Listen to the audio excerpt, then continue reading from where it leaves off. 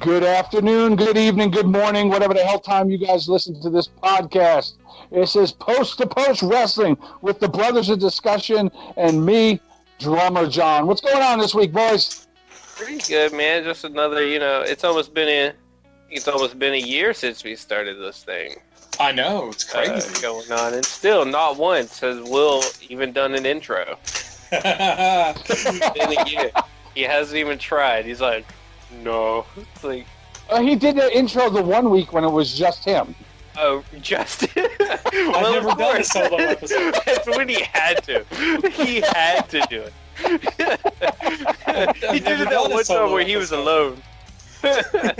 So after last week's episode, like so much shit happened. Like after we recorded, that I said to Will, I was like, dude, I feel like doing another episode this week. There's like so much stuff happened with Wednesday night, and then just rumors and shit, and people leaving the company, and just everything. It was crazy. It was also like some of the fastest turnaround time ever. Zach was like a magic man on last week's episode, even though it sounded like Sonic dog shit, and we apologize to everyone for that. But Zach worked his magic, and he had it ready on Wednesday. I had it up before Dynamite came on. But he's a damn editing wizard, and he got it sounding serviceable. Let's put it that way, because it was dumpster fire due to all sorts of things, connectivity-wise and technology-wise last week. But they should Will's fault. Yes, I'm not going to say it wasn't. Apparently, there was a mystery bag of popcorn somewhere in one of the studios that nobody's fessing up to. Yeah. Well, all I have, the only thing is my mouth on these shows is the shit I spew and the beer I drink. There we go. There we go. That is it. Even though I am right 90% of the time. Shit I spew. Yes. All right, where we going to start off this week? Where do we want to go? What side of the ring? Shit. Well, speaking of shit. Okay, we're starting with WWE. I was just gonna say, huge pile of shit. Fucking Paul Ellering dropping fucking He-Man when it should have been Super Friends, DC Comics, Legion of Doom. He's all like, yeah, I used to watch a lot of He-Man back at the Legion of Doom. You stole my thunder on that, Grayson. I was going to go the fuck off on that. I got pissed off. That's the best part. Well, okay, so we're talking about last week's episode of Dark Side of the Ring. It's the one episode I've been waiting all fucking year for, because I'm a huge Road Warriors fan. Love the Road Warriors. They've been my favorite tag team forever. I'm looking at the figures I have of them on my wall right now, the elite ones. I even got the figure of Draws in between Hawk and Animal. I was disappointed in the episode because there was really nothing new that I didn't know that they talked about. I knew everything in the episode, so there was nothing new. They totally cut out anything about Sunny and the whole LOD 2000, which I thought should have been in there. Played LOD 2000 down, and they didn't talk about their 90s WCW run at all. And I get why their career is so fucking long and storied. They've done so much, but there are some high points of their career that I would have liked to see a little bit more about. But as Grayson said, when fucking Paul Ellering goes, that they wanted a different name for the Road Warriors because you had the Modern Day Warrior, you had the Ultimate Warrior, you had too many warriors. Give us something else that we could call them.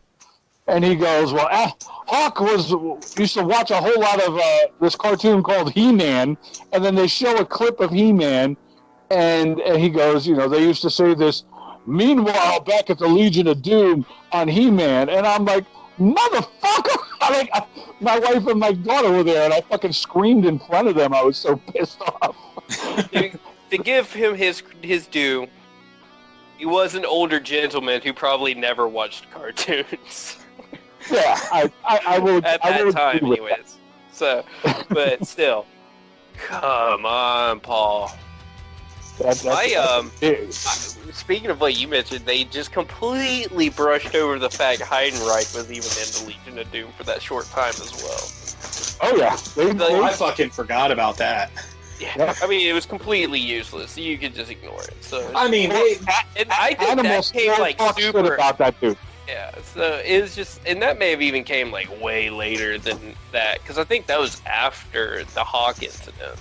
It was after Hawk died. Yeah, so that's why. Right angle. Still, like, not even one screenshot of Heidenreich with his terrible face paint and the white shoulder pads. But yeah, Animal hated that dude and hated working with him and talks shit about that dude still to this day. As rightly he should. But I mean, Legion of Doom on He-Man. Skeletor. I mean, in the grand scheme of things, that was probably the weakest episode this entire season.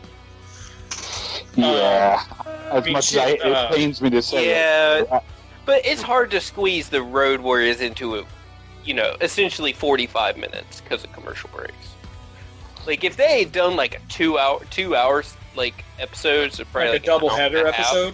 Like, yeah, something, or just like special. Here's a long ass episode. Then I feel like they would have been able to cover everything a lot better. Because my issue was, I was enveloped with it, and it just flew by like that. I watched it twice, once by myself and once with the lady, but like it just flew by. That's really the best way I could put it. It did not feel like 45 minutes. It felt like they were barely scraping the surface whenever it was just like, and he died. You bring up a great point, and here's some advice for our listeners out there who have wives or significant others who don't like your wrestling obsession. Get them to start watching Dark Side of the Ring.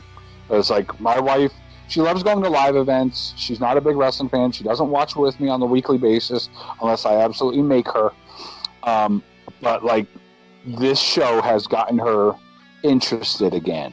Like, she's, she goes, I don't know how Vince McMahon lets these shows happen because everyone talks so much shit about him. No, like, wait till the because they don't have a finale. contract. It don't fucking matter. But yeah, for any guy out there who's got a significant other who is not digging on wrestling, this is a good way to get them into it, because it's like a lot of the clips they use are from actual like news outlets, so it's not even like they have to talk to WWE for them. It's just like they circumvent it. They use like speaking of which, the Road Warriors, when they use the Japanese footage for things. Oh yeah, primarily their indie wrestling things, and then if you do use actual WWE stuff, they used it in a manner that falls under fair use. So, well, they did the whole SummerSlam thing, the one that took place in England at Wembley Stadium, where he was Hawk was just out of his mind. Fucking, riding a motorcycle, tanked. Plus, I feel like since it's them telling the story, since the clips they use have them in it, but no, you can show that it has me in it. You can't really hold it. I own the rights to that name, and that's me, so that's mine. Let's see. This week's episode is going to be the Owen Hart story, which is going to be... that started 1 minute ago. So, all right, everyone, have a good night. This has been... But trust me, as soon as we are done, I will be out in the living room. I don't care what my daughter, my son, whoever has got control of TV. It's like, get the fuck off now. I'm watching Dark Side of the Ring. Go take a 45-minute shit and come back. But this week's episode is the finale. It's the Owen Hart story. They're going to have unreleased footage that people haven't seen before. My only hope is it, because I feel like this is another one of those probably too big for 45 minutes. Because I don't know, I just have really high expectations because I've been waiting all season for I've been waiting all season for this one too, but I will tell you this, and it'll be a nice little jump over to another thing John wants to elaborate on. But last week, Jericho had Martha Hart on the show interviewing her about this. Ooh. And so that was a fucking great interview. And she sounds like the nicest lady in the world. Mm-hmm. But even though she says it real nice, you can hear it in the back of her voice, like in just the tone. She's like, every time she says something about WWE, it's secretly like, fuck those guys. Mm-hmm. Like, And her never do anything with them ever again. And, hearing her side of it through that interview, like, for the longest time, I was like, why doesn't she just let him put him in the Hall of Fame and call it a day? I mean, but then hearing her side of the interview, I'm just like, I understand even more now, because, like, at one time I was like, okay, I get it. But now hearing her interview portion, I'm like, I get it even more now. And so having listened to this, once I see the episode, I'm going to be like, God damn. Yeah, But, there's lawsuits and breach of contract, and her and one of the lawyers from WWE are going back and forth at it right now, and in kind of a Twitter war, and it's deep, man. It's going to be curious to see that after this episode airs, what, if anything, is going to happen next. Is this going to reopen old lawsuits? Is WWE going to go after her? I don't think they'll be able to go after her because they've already settled it. I almost feel like unless they tried some sort of weird version of like a defamation thing or something like that, that's the only way I could imagine it happening. Or if there was an NDA that she breaks or something along those lines. Without seeing the episode, it's hard to speculate. Yeah, I don't know. I know she talked a lot about the trial and everything, and I believe they settled for a huge amount of money. Yeah. But that right there, if they settled, that means pretty much it's like they're not admitting guilt, but they are, in a sense. So, in my opinion, not being a lawyer at all, it sounds like they can't really do anything because they've already kind of admitted, hey, we fucked up. Normally with the settlement, there's some kind of NDA. Where money is paid, there's normally some kind of non-disclosure agreement where they can't talk about what happened, what transpired, or anything along those lines. They can't talk about the lawsuit, but they can talk about the circumstances surrounding the lawsuit. Yeah, I think what it is she's going to be talking more about the circumstances around it as opposed to the lawsuit itself. I mean, she can talk about results from the lawsuit. It'll be interesting to see how that plays out. But honestly, most likely it's just because probably the lawyer was the same one that was presiding over things then, and he got butthurt that she was dropping truth bombs on everybody. Yeah, his name was Jerry McDivitt, or Jerry Seinfeld, because he's a joke. Fucking Jerry the Vampire, because he's a blood-sucking sack of shit. But anyway, one positive to come out of all this, thanks to that interview with Jericho, the first ever official Owen Hart merchandise to be released in 20 years comes out in the next week. Yeah, with pro wrestling tees. I like that. I like the Owen Hart shirt. I'm definitely going to get the full like Owen portrait shirt. Yeah, that's the one. Yeah, and they also have a Dark Side of the Ring Road Warriors shirt too. Ooh, that sounds pretty solid. Even though the episode wasn't amazing, I definitely need to check out the shirt because I'd have a Road Warrior shirt. I got an email about it today. They released 3 shirts. One of them is just Dark Side of the Ring. The other one is Dark Side of the Ring, the Road Warriors, and then the Owen Hart shirt.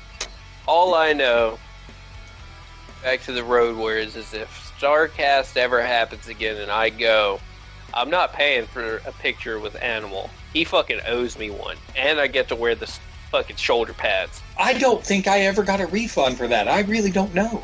I don't think so either, because we both paid for it, but I don't think I got a refund. We both paid for it, and then it never happened. And then that last day, we both had to leave, and there was nothing going on. But the reason it didn't happen was they called him in to do the little motorcycle entrance at All In. Yeah. So, Well, the episode with the Rotorers, my wife and I could not stop staring at his mohawk, or as I like to call it, God, that there's thing. no hawk. There's no hair there. I've got more hair on my friggin' balls than he's got on his head. I'm just like, why are you still rocking it, bro? Just cut it. Get rid of it. I get it. You know, you've had it for so long, but there's nothing there, bro. Yeah, It looks like you shaved your balls and you left a couple sprigs. I also find it funny that he's the Bella twins' uncle. Oh, yeah, that's right. By marriage. By marriage, yeah. That's wild. Old Johnny Ace. Who made an appearance last week. Oh, he made an appearance at Money in the Bank, yeah. Well, since we're already talking about WWE fucking people, and just WWE in general, let's just keep it rolling, keep the WWE train going. What do we want to talk about first? We want to keep it light, or we want to go straight into the heavy sadness? We had the Money in the Bank pay-per-view. So you want to start talking about Money in the Bank aftermath? Otis will become champion.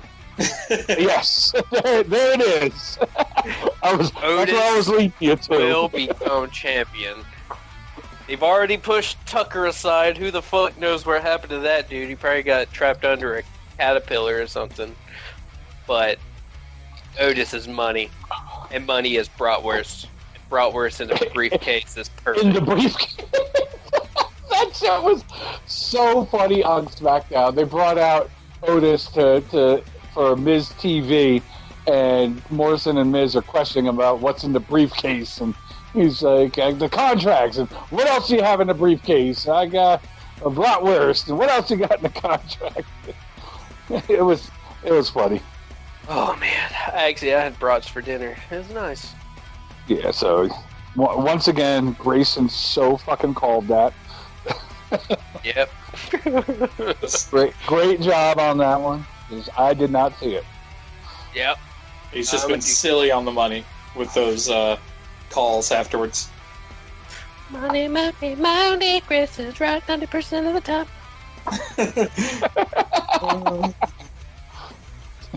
Which I'm probably close to 30% of the time. Hey, no, after WrestleMania brought you up to like 40. Maybe. Yeah, 39.2 or something. Night one did. Night two. Tainted. Night 2 was bad for everybody. That was just that was Walter Matthau level of Bad News Bears.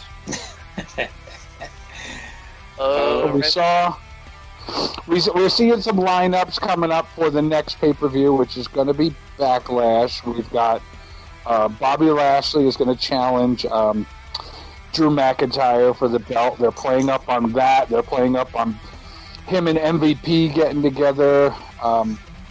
We speculated about Apollo Crews having an interest in that, but they're still playing him as a babyface. If they're doing it, it's going to be a slow turn.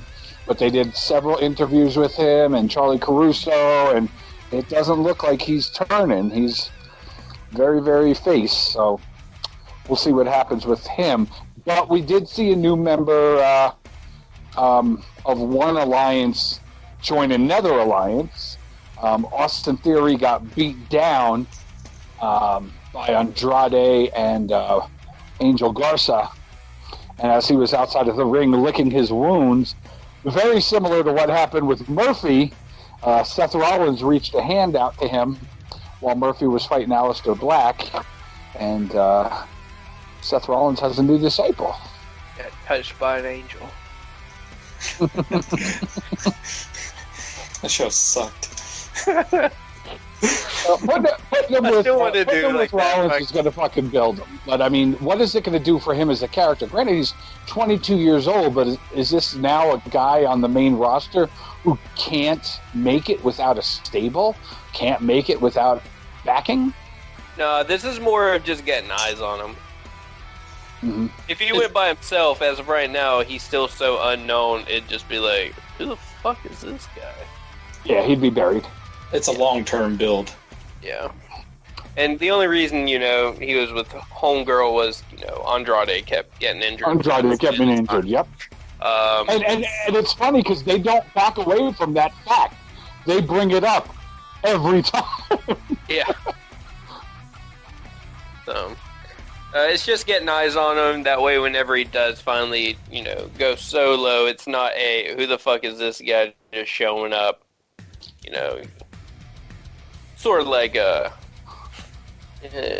think of it like this. Outside of NXT, when Roman, Dean, and Seth, they were in a faction, it helps to have someone there to help bring more eyes to you. Mm-hmm. And sadly, I mean, other than Seth, really, he, in my opinion, did the best splitting from that faction.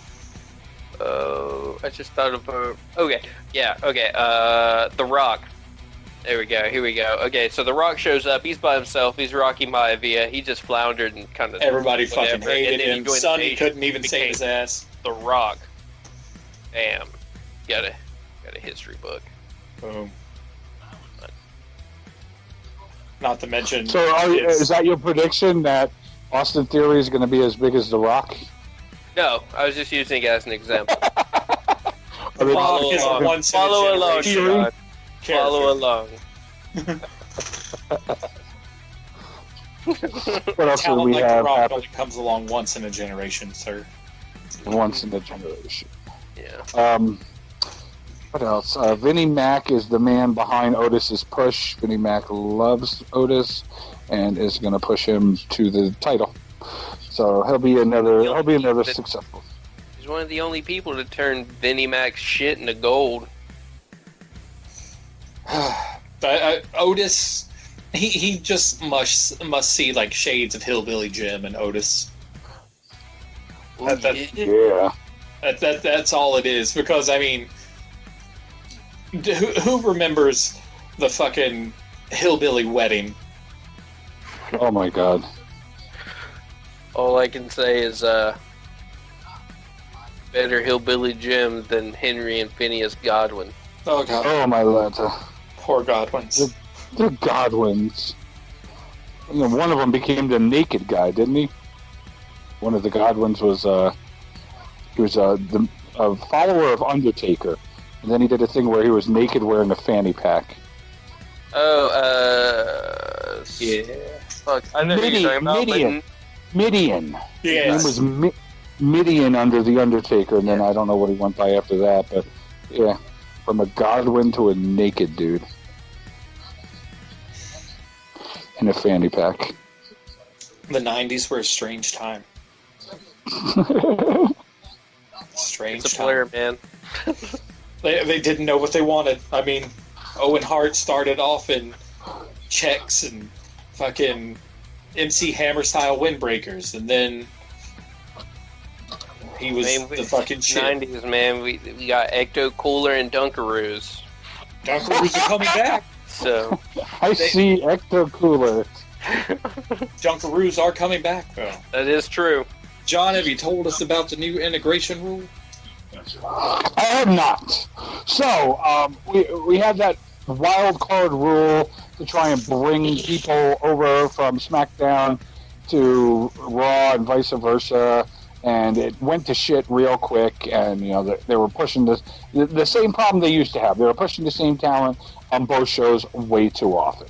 So they have a new rule that they're doing now where superstars from one brand can be shown on. They can by invitation go to the other brand, and it's only for Raw and SmackDown. NXT is not involved in this. 4 times a year. They're allowed to do it 4 times a year is where the rule stands now.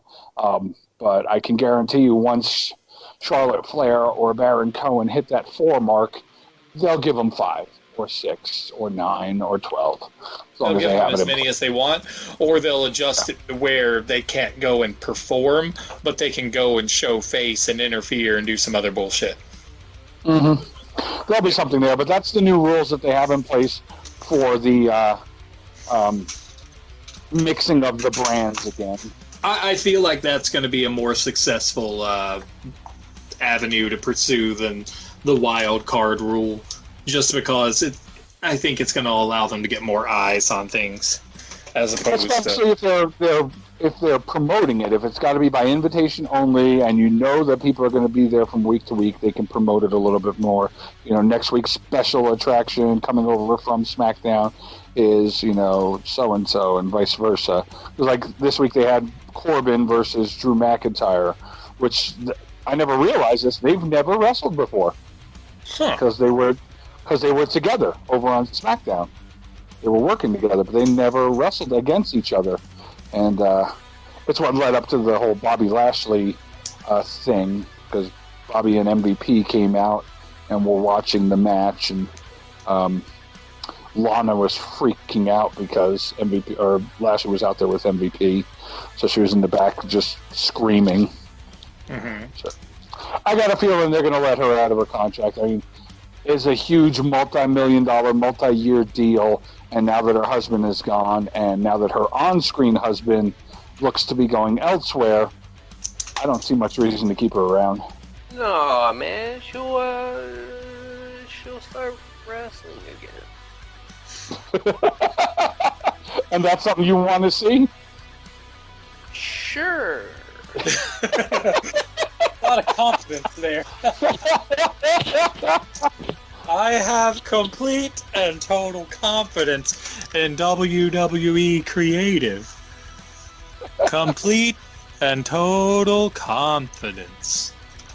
Yeah, she's if they're not using her with her quote unquote husband on screen, she's going to be following her off screen real life husband. Yep. But where to? Because Nick Aldis wants Rusev in NWA. There's a lot of scuttlebutt about, and we'll get to this later. I'm just teasing it. But there's scuttlebutt about him going over to AEW, so we'll talk more about that later. Yeah, we'll get down to brass tacks on Rusev and various machinations around him.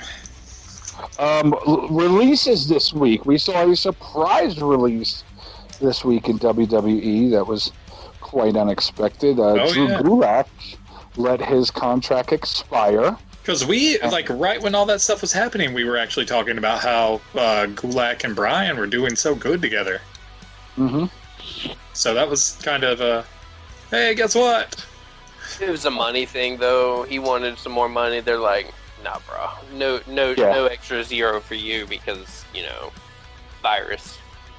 Yeah, and he's not a draw. I mean, let's be real here. Is the name Drew Gulak going to put your ass in the seat? It is not going to put my ass in the seat. I mean, I like him. He's pretty, he's kind of, a good submission specialist and kind of a brawler type. So it's fun for me. But nah, I'm not gonna go drop $20 on the pay-per-view for him. No offense. I won't be rocking a Drew Gulak shirt.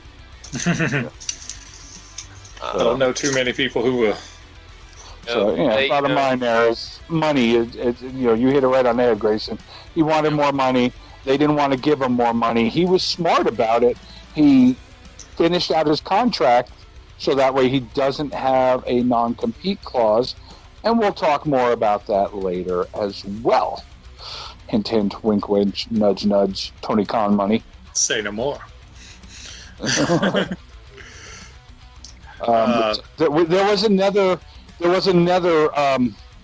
behind the scenes leaving this week. A VP, a bigwig, left this week also, but it was a planned leave. Like they knew he was going, and he was going to be leaving in May, so it wasn't as big a news. And I can't even remember which guy it was, but I think Michael Manzeri. Yes, that's it. He was a big proponent with Triple H, and he was seen as the next Kevin Dunn in case Triple H did take over. But nah, he dipped. Yep, he dipped, and it was a planned dip. What else we got going on? Asuka has her next opponent lined up for the women's title. Nia Jax is going to be going against her. The Iconics came back and fought against Bliss Cross Applesauce, and Billie Kay wound up slapping Peyton Royce after the match. How fucking dare she? by the way. Yeah. So I don't know if the Iconics are on their way out or... No, Billy Kay. That bitch. Matt Cardona is in a video game now. Well, correction. He's in a good video game now. Oh. Speaking of which, I rebought SmackDown WWE 2K 2K19. I went and rebought it this week just because 20 is so goddamn awful. I can't even play it anymore. I'm over it. I'm done. I went and I bought 19 again, and I'm going to start playing that again. As is tradition. Yeah, so I'm glad I didn't delete my save. Let's see. So yeah, they're setting up Viking Raiders and Street Profits for a match. They've been doing little vignettes around them. Last week they played basketball. This week they did Viking axe throwing. It's cute, it's they threw an axe into the windshield of a police car, and a heavy-set female police officer came over and let him go because she thought Ivar was cute. So, yeah. Ivar the Boneless. Oh, Vikings. They couldn't do Eric because although his wife wasn't there, he is married to a badass chick who should be back. She fucking stomped that lady into the ground. Contract. They are still playing the Drake Maverick trying to get his job back angle in WWE with the Cruiserweight tournament. He's going against Kushida this week. He does have a win under his belt. He beat Tony Nese. So they're still playing it up. I don't know if we'll see him back again or not, but I mean, they're definitely leaving room for a feel-good comeback story with him. Or it's they know they fucked up, so they're giving him a proper ending. We're still gonna fucking fire your ass, but we're gonna give you a push. Way better situation than anyone else. Yeah. Let unceremoniously leave. It wasn't he the one that also was just kind of had a little bit of a breakdown, not necessarily crying or anything, but very upset by leaving because he didn't want to or something like that. Yeah, he did a video about it. It could just be, we understand times are tough. Let's do something for him because he did do. He came in. I think he did. So he did. He was almost a jack of all trades, essentially, for him for a little bit. Absolutely. He was on 205 Live. He was a manager. He was a general manager. Hell, they even brought his wife into the friggin' storylines, and was a 24/7 champion multiple times over. Yeah, they owe him just for that. Just his wife letting them film at the wedding. Mm-hmm. Come on now. I think his groomsmen were funny and very telling about life outside of behind the scenes because EC3 and Braun Strowman were two of his groomsmen and two of his best friends in real life. So I thought that was pretty cool. Hey, broken clock's right twice a day, so I guess every once in a while they do something. I hope they bring him back. I really do. I think the kid deserves it. I thought he was a good talent. I thought they used him well, but they didn't use him to his full potential until the end. Yep. As a wrestler, he should have been in the ring a lot more, and not just as a joke, pissing himself. He should have been wrestling. Mm-hmm. Mm-hmm. That right there, another reason they need to give him a proper send-off. He's just known as the guy who pissed himself. Yeah. He's lost matches to children, women, everything. I mean, he did anything that they asked of him, and he did it with a fucking smile. So, kind of like R-Truth. R-Truth is that kind of guy also who will do whatever the fuck they say, and he'll do it with a smile. Oh, you want me to put on a frilly tutu and sing the tea kettle song? Yeah, let's fucking do it. Let's go film it now. Oh, he's doing buck teeth now. He's doing redneck buck teeth. Cousin Ricky is his thing now. He did it again this week against Lashley, and then Lashley just fucking beat the shit out of him. Oh, Lashley. But those guys are, I mean, they're workers. They're good. They do their fucking jobs. They do whatever you want from them. And they take the shit that the writers give them and they make it fucking gold. You know, the 24/7 shirts that Drake Maverick had made up were his idea. That didn't come from creative. That was his. And it was fucking marketing gold. They made money. It's just WWE hates letting the talent get credit for anything. I'm feeling you, Rockstar Spud. If you're listening, and we know you listen to this podcast, you heard it first here. Push the Post Wrestling has your back, man. We got you, fam. Yeah, hearing the Viking Raiders call the Street Profits fam was fucking too much this week. Yeah. That sounds WWE-ish. Let's do something completely out of character with these guys. That was good shit. That was good shit. Fucking, it's fucking genius. Someone go get my steroids. Let's have Vikings speak in Ebonics. That's gold. Yeah, fucking. I was watching the last ride and Vince was on there. He was wearing like a T-shirt and he was just fucking veined out.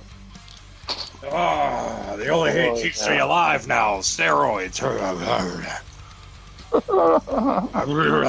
Any Mac. Well, on a completely different note, since we're talking about WWE, we did have a tragedy, which hopefully isn't going to be, but I got a bad feeling about it. For anybody who hasn't heard, Shad Gaspard, formerly of Crime Time, was swimming with his family, still swimming with his 10-year-old son, Arian, in Santa Monica, and some really strong riptides pulled him out to sea, and they still haven't found him. It's been going on 3 days now. Yeah, they've there's two scenarios that this will play out, and that's. I would say he's passed. Yes. Yeah. That's my thoughts, given the way they've reported it and how they've already called off the search. Well, they went back and started looking again. They started that back up. The LA Sheriff's Department did. The LAPD did, but the Coast Guard has officially called off their search. That's what it is. Regardless, man, you know, our hearts, our thoughts, our prayers go out to his family at this time. You know, we're not complete dickheads. We have hearts, and it's a really shitty situation for the entire family. But you know what? He went out a fucking G. He went out a hero, and he saved his son's life. He put his son's life before his life. I was reading an interview with the lifeguard who was on the scene, who was out there assisting people, and it was a situation where they could have only saved one of them. But the lifeguard, they didn't voice that. He just knew when they were in a situation where they weren't going to be able to save both of them. And Shad made the decision and said, "Take my son." And he had his son push off of him and his body to get to the lifeguards. And then he was gone. Yep. So, I mean, he went out a hero. And him and JTG actually just recently signed a contract with Virtual Basement for their upcoming wrestling game. So wonder if they'll do something special for that if it everything goes the way it seems. Hopefully it'll be fun. I could see them doing something special. It would be kind of shitty if they didn't. Yeah. I mean, it may not be the most amazing special thing ever seen, but I'm sure it'll be some sort of nice nod. Maybe give them maybe just something minor, like they're the tag champs. We need to start the game or something. That's exactly what I was going to say. Make them the tag champs at the beginning of the game, or if there's a story mode about the belts or something about the tag straps, have them be the tag champions. Yeah, that's what I was thinking as well. Turn them into the Legion of Doom from WrestleFest. All things, let's see, last week. Last week was awesome. Last week's Dynamite was real good. Last week in general had a ludicrous amount of developments right after we jumped off the show, starting with the first thing at Dynamite, honestly, was actually even before Dynamite aired, Ray Phoenix being added to the ladder match. Shit, they added like fucking 4 or 5 people to that thing. I know. There's 9. Like when we saw it, it was like 4. We had 3 and then 1 mystery, and now we have 9 with 8 announced and 1 mystery opponent. Yeah.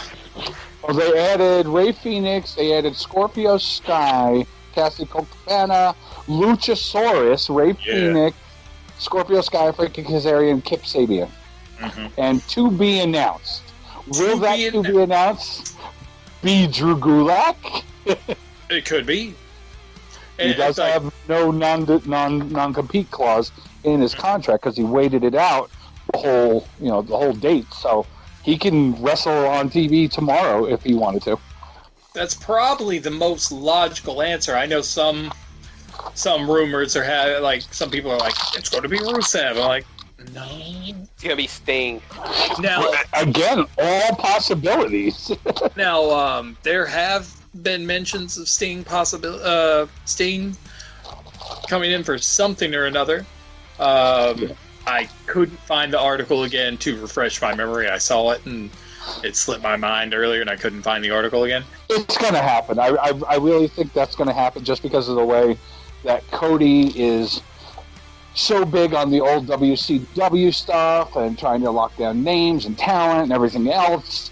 I think it's only a matter of time before we see the Stinger do something with AEW. Mm-hmm. And I'm sure it'll be pretty good. Can't be worse than him versus Triple H. Chris Hero. Chris Hero. I'd be okay with that too. I really would. I don't see Cassius Ohno heading over there. I see him going back to Ring of Honor where he could be a fucking huge star. So I've got a list of people that have been speculated as the potential person going to be in it. Lay it on us. We got Dustin Rhodes. Mm-hmm. Drew Gulak. Yeah. Okay. Chris Hero. Yeah. Alan Angels. Don't know who that is. More of it. He's an indie wrestler, and I think he was on AEW Dark and wrestled Omega and Phoenix at some point. I think you're right. It was that guy. Zack Ryder or Matt Cardona. Yeah. Jeff Cobb. Nick Nope. Aldis. Nope. Miro, which is Rusev. Pineapple Pete. That would be cool. Brian Cage could finally make his appearance. And Well, then yeah, the final because- was Sting. I think of that list, the most logical, Gulak, Rusev, or Cage. Cage coming back from his injury. Yeah. Just my opinion. Those are the 3 that make the most sense to me. Yeah, and since we're not talking about WWE, it might make sense to other people too. You might actually be right. Yeah, imagine 35%! Turns out it's Shawn Michaels. Oh, God. The Undertaker. Yeah, I don't see it being Nick Aldis. I mean, Matt Cardona, that would be cool as hell to see him in a company. Marty's girl, and it's the bridge to bring in Ring of Honor talent. It's the that would be awesome.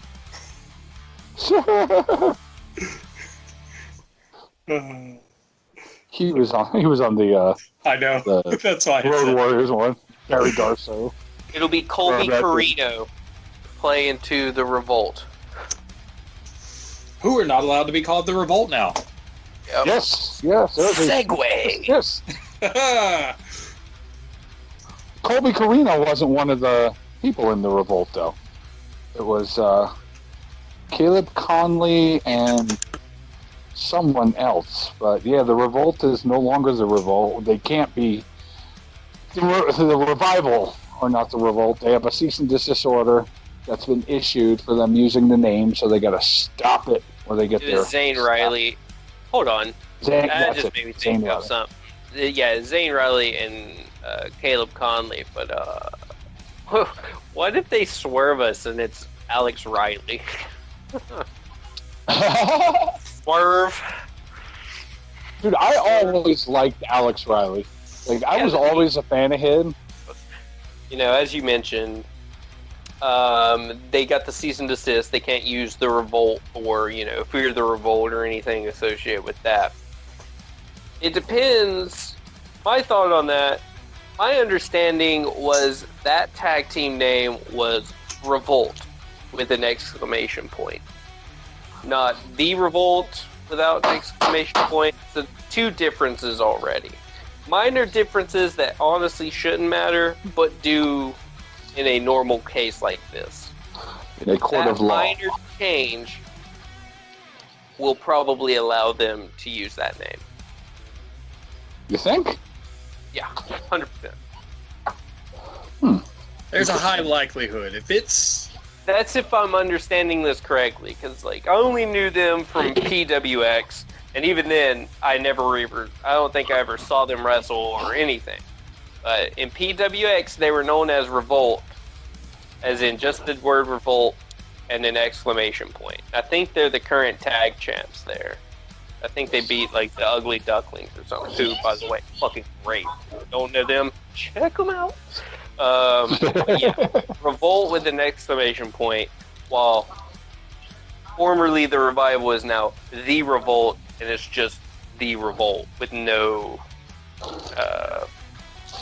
exclamation point. So they're not actually stealing their name because it's a different imprint. Yeah, there's a possibility, but at the same time, depending on how that's argued, they still have a pretty good case because it all depends on certain things. I would say more than likely. Oh, you mean like the World Wildlife Foundation? Say what? Like the World Wildlife Foundation? Yes. That same sort of thing. Well, People are getting you confused for us. No, they're not. Well, Revolt has been around for roughly 5 years, and primarily on the indie scene. If that tells you anything, that right there would say have they actually trademarked it as well? Don't know. They could just be saying, no, we've just been using it. Well, it doesn't matter if you're using it. Did you file paperwork? Did you claim that as an official thing that you own? I have no idea. Yeah, that's what it boiled down to. So here's a story that happened to me about 19 years ago. There was a band in Pueblo called the All American Rejects. Local band, punk band. We were playing shows with them quite often when I was in a ska punk band. And this is right around the time that the All American Rejects that we know from MTV and everything were about to drop huge. And even though the band in Pueblo had been using the name for years that they were together, this new name that was going to have major mainstream notoriety and financial backing of a record label snuck in and copyrighted the name and issued them a cease and desist order. Yep. So if Caleb Conley and Zane Riley did not legally trademark the name, and they ain't got that Tony Khan money, y'all fucked, boys. Which it is a shame because, the Revival, they're from North Carolina. Revolt's from North Carolina, so good old boys fucking over good old boys. Yep.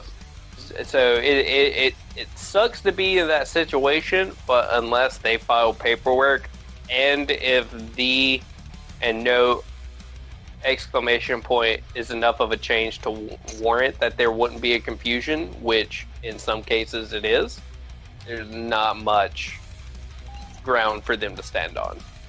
No. Although, if they had merchandise under that name, T-shirts and stuff like that, might that be enough legal ground to say that the name was copyrighted. What's the name? Does it say The Revolt? Or does it say Revolt? Does it say Fear the Revolt? Like their catchphrase that they're saying they're not allowed to use because it says Revolt? If not, no, it doesn't fucking matter. Yeah. It's going to be interesting to see where the legal precedent on this one unfolds. Like, Yes. I could give a shit one way or the other. I really don't give a fuck on what the hell Dax Hardwood and Cash Wheeler want to call themselves going forward, and I give less than two shits about Zane Riley and Caleb Conley using that name on the Independents. It's just going to be interesting to see how the law unfolds on this. It's kind of funny. It kind of falls in the same realm as Jim Cornette and that one deathmatch wrestler and him having his, fuck Jim Cornette stuff. Yeah. Is he talking about Jim Cornette the person, or is he talking about Jim Cornette the character? And then a whole bunch of fair use, like mumbo jumbo. In my opinion, I feel like he's good, but it's going to get drug out. It's going to get dirty. Oh, absolutely. Because it's if anything, it is fair use. They changed an image of Jim Cornette enough to where it wouldn't be, identical. Right. It's a satirical take, essentially, if you wanted to put it that way. So it's not up to us. It's up to a court of law to decide it. But ultimately, I think on that one there, because of the fan base, and this is all I'm going to say about it, whether you agree, disagree, or whatnot. Because of the fan base, the wrestling fan base knows who Jim Cornette is.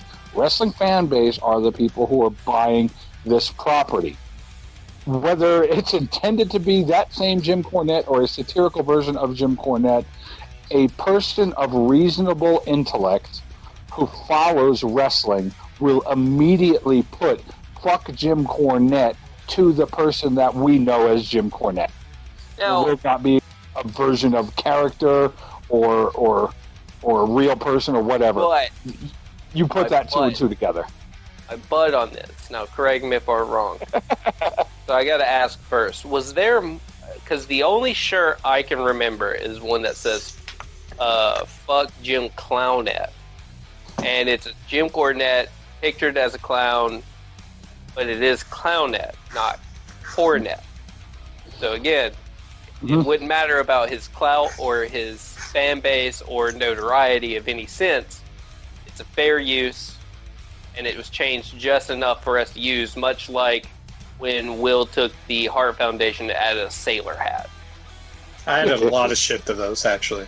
Oh, I know you. Yeah. But I'm saying, minor example. Wait, did we get a cease and desist order on those? No. But again, what we think, it doesn't really matter. It's what court says. And let's just be real, they went to school for it. I just have like 3 law classes under my belt. No real experience. I've got prison law under my belt. That's about it. That's the law of the jungle, sir. That doesn't count. That only counts in the wilderness. But we'll see how that bullshit turns out. Again, I don't care. Personally, it's whatever the fuck they want to call themselves. It's not huge news. I'm a fan of the revival / revolt, whatever you want to call them now. But I think it's a dick move. Why cause a fuss? Just choose a different name. And if you're from North Carolina, you would have known that. Like if you're a wrestler, yeah. So just if they would have known, it's a dick move, and I definitely respect them a little bit less for such a dick move, whether they're well known or not well known. If you know there's another team by that name or close enough to that name from your neck of the fucking woods, leave it alone. Grab a goddamn thesaurus and figure out some other fucking R words. Thank you. There's plenty. Except Renegade. That was done and that failed. So we just spent probably a little more time than we should have on legality and clauses, things of that nature. That was the most intellectual conversation we've ever had. Yeah. I mean, outside of anything about fried chicken, yeah. We are connoisseurs of that, sir. I mean, we grew up in the good nation of Bojangles, so. That we did. Yeah, I don't know shit about that. Oh, I got a picture today of Cody's belt that he's going to be wearing. Yes, Cody versus Lance. Yes. He's got a white belt that says Cody versus Lance that he sent out to all his followers today. It's a solid belt. Some lucky fan will be getting that. Probably an 8-year-old. But are they even doing? They're not doing. I was going to defensively bet people in the audience because we did have, and I'm going to segue to this. They did have the first wrestling event take place earlier this week in Tennessee that did have fans. Tennessee All Pro Wrestling held a card on Tuesday the 16th with fans in attendance that followed social distancing guidelines. They took everyone's temperature before coming in. Everyone had to wear a mask, and they were all seated 6 feet apart. But it was a live wrestling event. Yeah, but it was a live wrestling event with people in attendance, and it was approved by the governor of Tennessee. So we are seeing some events coming back into play. We are seeing people coming back into events. There are a couple states that are allowing it right now. Tennessee, Arizona, Oklahoma, Florida, and California is expected to be next. The Bucks are back. Yeah, from what I read. The Mega Bucks? Maybe. He's too busy getting audited. Talking about IRS? Mike Wisconsin? Talking about Ted DiBiase and potentially embezzling $2 million from their fucking charity thing. Oh yeah, I think we talked about it the other week, the other. Him and his son doing some dumb shit. Yeah. Dumbass. Especially after they made that whole documentary, The Price of Fame. Everyone has a price. Price is jail. Yeah. I just couldn't take his ministry seriously, because that's all I could see is him as the $1 million man. Everyone's got a price. Going into the audience and paying people to do dumb shit. I couldn't separate the man from the character, and then seeing him go on to be in the religious community, I couldn't get past that. Yeah, I felt the same way. And call me narrow-minded, call me not being able to separate reality from fiction, but come on, it's a fucking $1 million man. The guy made his own fucking belt. He bought Andre the Giant. Of course he's I couldn't win the belt because they wouldn't give me the push, so I fucking made the belt.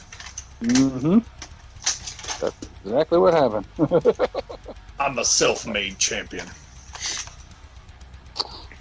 And an original member of the NWO, but never recognized as such. Yeah, I know. It's one of those weird things. I wonder why. I don't know. They just never talk about him being a member. They never talk about Mr. Perfect being in Degeneration X. Or not Mr. Perfect, Rick Rude. Yeah. Well, that's because he left on he was there for the Monday show and then was on WCW Live. Yeah, he was. You got it straight for that. Rick Rude was in both, was he not? Yep. Yeah. Yes, he was a member of the NWO as well. I think he's one of the few people that can truly say that. There was only 2 people who were in both. Him and X-Pac. Like I said, one of the few. What do we got on Dynamite this week? I sent you the match card. What can we look forward to tomorrow night? Let's see. Tomorrow night on Dynamite, we've got Nyla Rose versus Britt Baker versus Hikaru Shida and Crit Statlander. Sorry, it's a tag match. Nyla Rose and Baker against Shida and Statlander. Yeah, I was going to ask you to reread that because sure that was a tag match. I was reading ahead of myself a little bit there. My apologies. Gotcha. Honestly, I feel like this is one they're going to have Statlander take the L on, and Britt's probably going to be the one that puts the finish on it.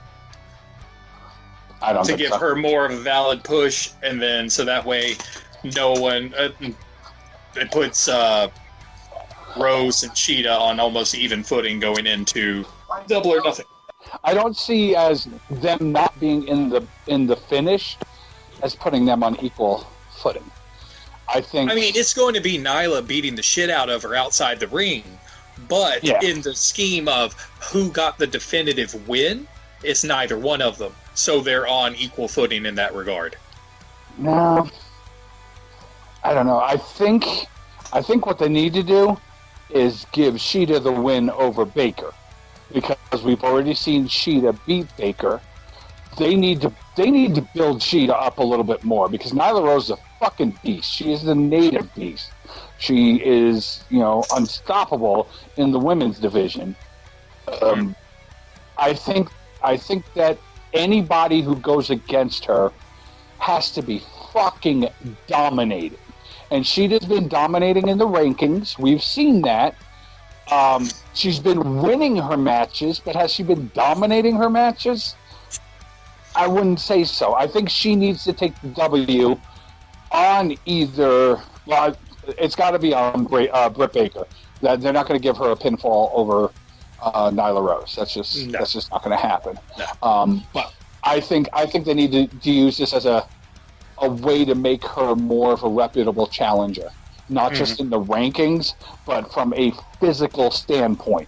Have her have a strong match against Nyla, but get the W over Baker, so she still gets a W. Mm-hmm. I mean, that could be it, but I personally think it's going to be the other way, so that way it's not going to make one seem better than the other at all. You're probably right. I'm probably wrong. 35%. I get it. I'm not right too many more times. I don't have some sort of weird fucking finger on the pulse of everything like Grayson does. Fucking Otis! I know. Fuck. Grayson, who do you think's going to do it? So ultimately, it's not going to do anything with Shida or Rose. It shouldn't. Anyways, it's all going to fall down to Baker or Statlander taking the L. I think, unless they do a swerve and there's like a miscommunication between Statlander and Shida, Nyla Rose isn't taking a pin because the champion needs to go in strong. So I don't think Nyla Rose will. There's no feud between Hill and Hill, so Britt Baker's not going to do anything to Nyla Rose. That'd just be kind of silly. So it's going to be down to Britt or Statlander who's going to take the L. I could see this being a match where it's a DQ type deal, or a double count out or something, because all hell just breaks loose since they both have matches going on. But I think the safest play would be Nyla Rose is probably beating the straight ever-living dog shit out of someone outside to make a point. Probably Statlander. Then probably beating Statlander outside while mocking Hikaru. Shida goes out to help Statlander, and then Baker comes in and probably attacks her, but ultimately I think Statlander probably takes the L from Baker, and that sets up the Statlander win at Double or Nothing. So who's Statlander fighting at Double or Nothing? Baker. Oh yeah, that's right. That was just added on. Yeah. Or Statlander takes the L, and then she also loses a Double or Nothing to help keep building up Britt Baker, because she's got a slight following behind her since she turned heel. She's kind of taking off a little bit with the bloody face T-shirt, the heel persona being favorable. It's actually enjoyable to watch. So I'm going to say Statlander takes the L. Boom. 2-1. Oh, I'm not disagreeing with Statlander taking the L. I see. Well, actually, I do disagree with that. I see Shida taking the win over Baker, because I think they need to build her up a little bit more to go against the native beast. That's my opinion, and I'm fucking okay. So yeah, No, I think Statlander. I think it's gonna. What it's gonna be is the match is gonna be all about building up Sheeta. Yes, she needs to be seen as a credible threat because Nyla Rose is a fucking monster, and Sheeta, she's won, but they've been pretty competitive matches. Well, if Nyla Rose is in it, it's just sort of a one-sided beatdown, much like early the Giant. So they do need to build her up. So she'll probably get a lot of offense in and actually hurt Nyla Rose. In the end, she's just gonna get the pin on Chris Statlander. Baker doesn't get the pin over Statlander, and if they do go that route until Double or No.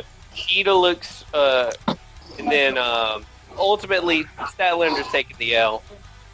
And I feel like it'll probably be Nyla Rose getting the pin now that I'm thinking about it. Prove a point to Hikaru. Hikaru's going to injure Nyla, and then something's going to happen to where she'll be on the outside, and Nyla Rose will pin Chris Statlander.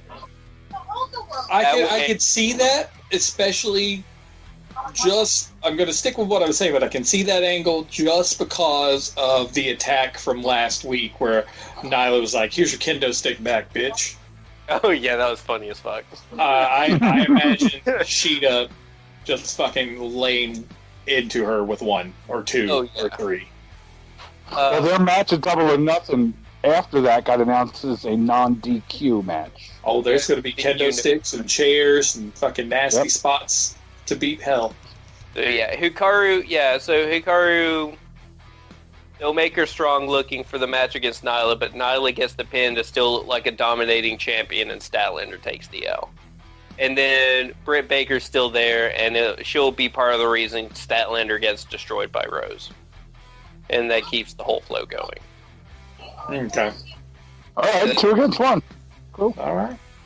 I guess I'll be wrong. A lot longer of an answer than it should have been, but that's where I went. It was a well thought out answer. Well, we've all kind of got 3 different answers. The only similarity with me and him is that Statlander's taking the pin. Yeah, I see Britt taking the pin. I mean, it could happen because they could do it where the face overcomes the odds essentially and goes even stronger into it.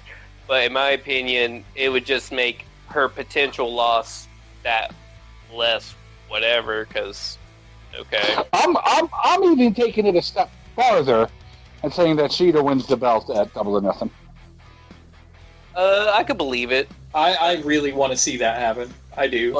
But I think what they're going to do is they're slowly building up Britt Baker back because they pushed her too soon when she was a face as like the next face of the women's division, and she kind of biffed it hard. Let's go ahead and be real. Yeah, lots of spots moved. The character was kind of bland, but now with this new persona, the in-ring work came together. Her character has came together. Her new mandible claw was nice. Yeah, everything is sort of falling into place to set her up as one of the next bigger heels. So at some point, a face will need to beat Rose, and that's going to set up a program with Baker. Baker won't become champ yet because she's still finally getting control of this character that she has, getting something heels to the fans. But right now, I personally don't see Nyla Rose losing it yet. I don't believe. But we'll get into that later. We'll go. Yeah, we got Mox versus 10 tomorrow night. Oh, Vanilla Vance, 10. Mox is going to stomp a mud hole in his ass. Yeah, but then Mox is going to get stomped by the Dark Order. I don't think he will this time. It'll be a DQ.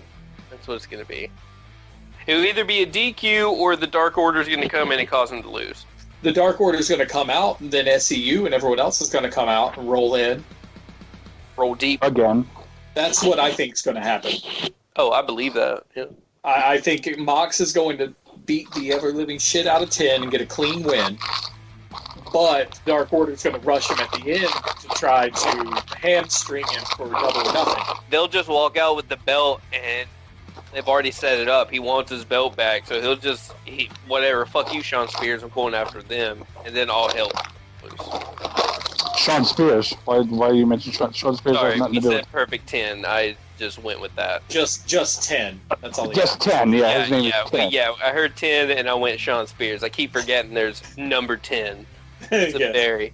So they're going to come out with the belt. He's just going to lose his attention and go straight after Brody. And then when the Dark Order swarms on Ambrose, or Moxley, that's when the Elite and whoever's going to do it comes out and starts doing their shit. It's SCU. It's not going to be the Elite, because the Elite is working the program with the Inner Circle. Yeah, exactly. Speaking of, the next match we can talk about, Matt Hardy versus Sammy. Okay, but I gotta talk about this last week. Jericho mentioned that he almost broke character with Matt Hardy last week when Matt Hardy called him the ass of a hole, or the hole of an ass, or something like that. And Jericho almost fucking lost it. That's fucking awesome. Of it's hole of an ass, right? It was like peas, I thought. No, he called him the hole of an ass. Was a hole of an ass? Okay, I thought it was something peas, like posterior or some shit. And Jericho wasn't ready for that. He almost lost it. Oh, I thought that shit was fucking hysterical. I read that today, and I'm just like, that's awesome. I mean, it's just awesome because Matt Hardy's having fun with the character. The guys are riffing it on screen. They're obviously not scripted, and they're doing their own thing, and it's playing out so well. Like it's gelling really well. Yeah, it's so enjoyable. Like, and then reading stuff like this and seeing shit, on their Instagram and shit like that, it makes it so much more fun for me. I'm enjoying the whole experience, just everything about it. Very much so.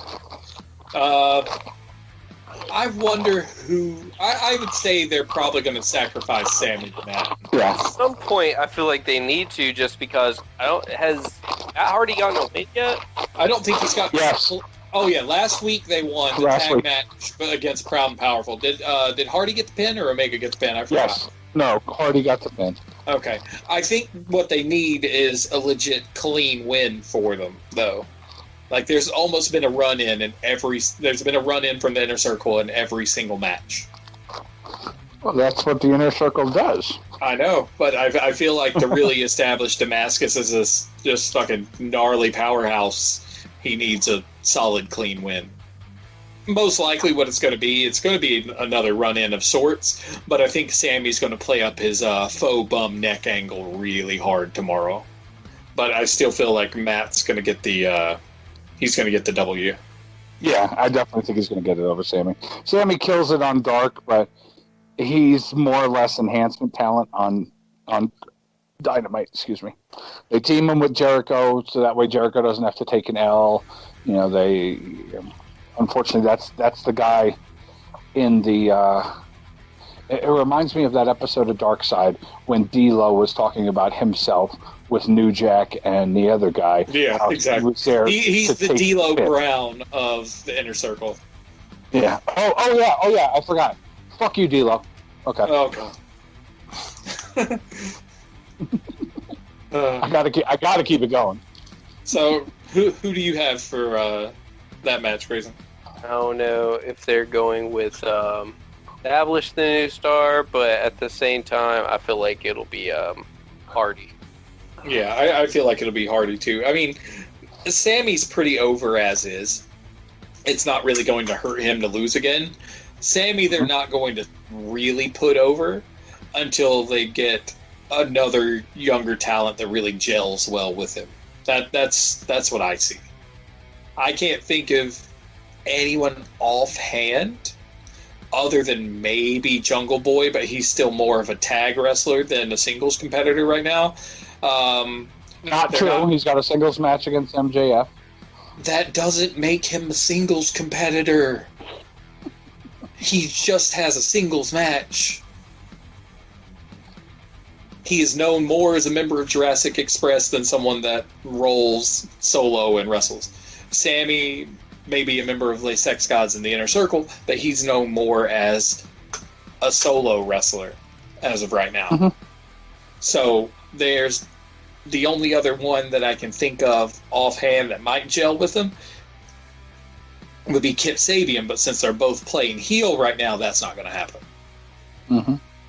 So unless one of them turns or they bring in some other new, younger talent that's also got a similar moveset or a nice contrasting style to Sammy, he's not going to get too many big wins because they'd be putting him up against people that either outsize him or they Marco stunt him. Ooh, don't Marco stunt him. That's bad. I mean, not Marco stunt Sammy, but anyone that comes up against Sammy would be Marco stunt-esque. Mm-hmm. So yeah, I don't wish that on my worst enemy. So that's how it is. Just and that's the segue. Fucking Marco Stunt's never going to win a singles match. MJF's going to destroy him, and most likely it's going to be MJF's like, "Nah, Wardlow, hit this guy," and then he's just going to roll him in the ring and pin him. Wardlow, hit this guy. I don't know why, but now I just feel like they're just going to swerve Will, and Marco Stunt's going to beat Wardlow. with a schoolboy roll up. Oh, that'll be the during the buy-in. Yeah, exactly. But yeah, MJF's going to win tomorrow night. What is Wardlow? Has Wardlow wrestled more than like twice now? I know he wrestled one other time. He's wrestled a bunch of squash matches. Okay. Yeah, they're building him back up because of the Cody match in his like almost debut. Yeah. And that's pretty much it. I'd say I forgot about the Cody match. He's wrestled 3 times. Yep. He's won 2 and lost 1. But other than that, he's just been like dominating like outside muscle. That's pretty much it. He's Mr. Mayhem. Yeah. Then you got Arn and Jake going face to face in an interview. I have a feeling somebody's going to hit somebody. Can I just say Sting and Jake the Snake face to face would be great because you've got the DDT and then the reverse DDT. Ooh. Just saying. I'm just afraid that if one of them hits the other, one might turn to dust. It would be Jake that turns to dust. He would turn to a pile of coke. Well, damn. 30 years ago? Yeah. And then the last match for tomorrow night, Ray versus Orange. Yeah. Phoenix versus Cassidy. I feel like it'll be. It depends, man. It depends because this is just going to be the feud that keeps going. So you can. It's going to be Phoenix. It's because Cassidy does not need to win. For me, Cassidy is so over. Yeah. For me, it's Phoenix because he hasn't been on TV in so long. Yeah, the Death Triangle lasted like all of 5 seconds. The Death Triangle's not dead. It's just gone because of the COVID. Yeah, I know. Yeah. I'm just saying, it lasted all of 5 seconds, essentially. It was a super sweet build-up, and fucking, I was like, holy shit. And it was a two-week build-up. It started in Denver. It ended in Salt Lake City. And that was it. I know. They got shit on by disease like everyone else did. So I'm hoping that they don't like just sideline that angle. I want Death Triangle to come back, and I think they will. But my main logic for that final match and Ray winning is because, to my knowledge, Ray's been in Mexico since all this happened. Mm-hmm. Yes. And he did the run out last week, and we were like, holy shit, it's Ray Phoenix. And so now Ray Phoenix is back in the picture. They got to make him look good. I think. Where's his brother? Who knows where Pentagon is? He's probably going to. He could even be the fucking 9th mystery contender for tomorrow. Or, I mean, this weekend. For Double or Nothing. Yeah.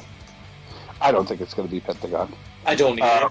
My guess on that is they found whatever tunnel that Tony Khan was smuggling wrestlers up from Mexico in, and they busted it before Pentagon could get through.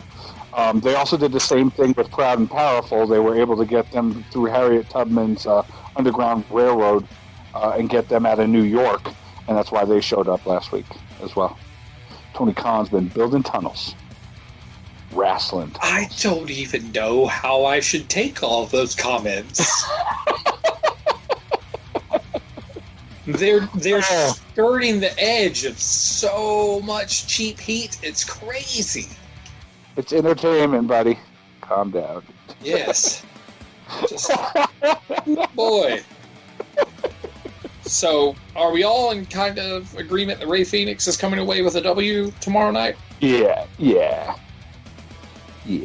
All right. Yeah. So, since they updated all of the Double or Nothing stuff over the past week, with all these additions, we know that we've got the world title, Mox and Brody Lee. We've got the women's world title of Rose and Sheeta, and it's been made a no DQ or count-out match, so it's going to go real hard.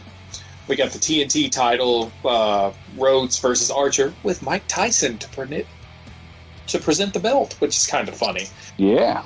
I mean, I wonder if they're just kind of doing that as a send-off to WWE, since Tyson had that little time with them, too. Then we've got the casino ladder match with all those guys, and the mystery. Then we've got the Inner Circle versus the Elite, and the Stadium Stampede match. MJF and Jungle Boy, Baker and Statlander, and then the Best Friends versus Private Party during the buy-in for the number one contender in the tag match. So, shall we start with Private Party and the Best Friends? Sure! Best Friends. You going Best Friends? Of course I am. Best Friends. They've had the most build. Private Parties. Honestly, Ring Rust, if they came out of left field and fucking swerved Best Friends like that after all that build, it'd be shitty. I want to see a new version of Private Party come back after this COVID-19. We saw some vignettes on being the elite of them, doing some weird shit with some dude with face paint on and stuff. I want to see them change. I want to see them try a different angle, and I want to see them use it in this match and win. But they won't. Yeah, 35%. Grayson? I just don't see Private Party taking it. Yeah, we didn't see them beating the Young Bucks either. Well, you see, that was still pretty early on. It's about time for, here pretty soon, we all know it's bound to happen. The Elite are going to start, cashing in their chips for how long they've kind of held back and gave everyone else a fair shake. Mm-hmm. So, and this could be the build-up to it. If they put them in Private Party in the number one contendership spot, get Private Party the belts, and then have the Young Bucks get their revenge by taking the belts. That's too far a reach. They don't have any heat built between them. Nah. They brought it up last week in a vignette during Dynamite. It was brought up. It's still kind of a stretch, that one. I mean, it's in the realm of possibility. I will give you that, but I still think that is a bit too much of a stretch for it to really happen. That's who I got. I got Private Party in that. All right. His percentage is probably going to stay around 35. That's right. So we can move on to Statlander Baker. Yep. Statlander and Baker. I think Grayson already kind of put his 2 cents in on that one. Yeah, I think it'll be Baker. I believe it'll be Baker, too. As much as I want to see Statlander get a good push, it's still a bit... I think her character is too out there to be taken serious. For right now, yeah. She is definitely just, placeholder material, if anything.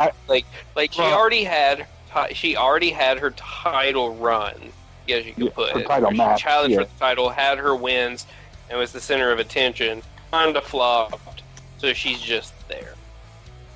Well, that whole thing may have stalled and staled out her character.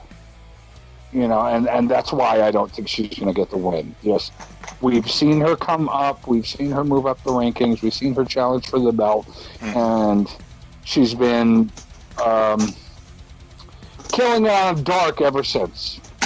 Yep. And that's about it. So I don't I don't see her getting the win. I see Baker getting it as well. So I agree with you guys on this one. Hallelujah. I'll get one right. This is the one that me and Grayson get wrong.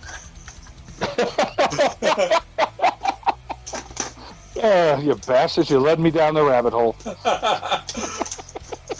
We're here to play the swerve, sir. And what we got up next after that match is Jungle Boy Jack Perry versus MJF. MJF. MJF is not losing a match until he becomes champion. Probably. He'll be. I would almost bet his first belt's going to be the TNT belt. Nah, he's going for the world belt. Yeah, he's going to be the person to take it off of Mox. No. Mm-hmm. No. Yep. That'd be fucking. I'm playing the long game on that one. That would be fucking stupid. I don't think so. I think it's building the future heel of the company, the future top guy of the company, by putting it on him. Yeah, you put him on this young, he's going to peak too early. It's going to be all downhill from there. I don't agree. You love being wrong. Yes, I do. Kind of my thing on this show, if you haven't figured it out yet. But yeah, I mean, I'm with you though. I do believe MJF's definitely going to win that one. I don't see anything that points me in any other direction than MJF taking the win. They showed up a tag team wrestler in a singles match for him, as you so put it a couple minutes ago. So yeah, that's all MJF all day. What else we got, brother? The next one, unless Grayson has some additional thoughts on that match. He does not. No, I went down that rabbit hole once already. That's why I asked if he had any additional ones. The big Stampede match. The Elite and the Inner Circle. The culmination of this long-built rivalry and feud. How's it going to play out? Honestly, I don't give a fuck. I really don't, and I don't mean this in a bad way. I mean it in, I'm going to love the match regardless of who fucking wins it. I think it's going to be, if the way they did that no DQ match last week or the week before on AEW is any indication of what we can expect, I don't give a shit who wins. I just know I'm going to love the match, and that's all I care about. Really. Good thought.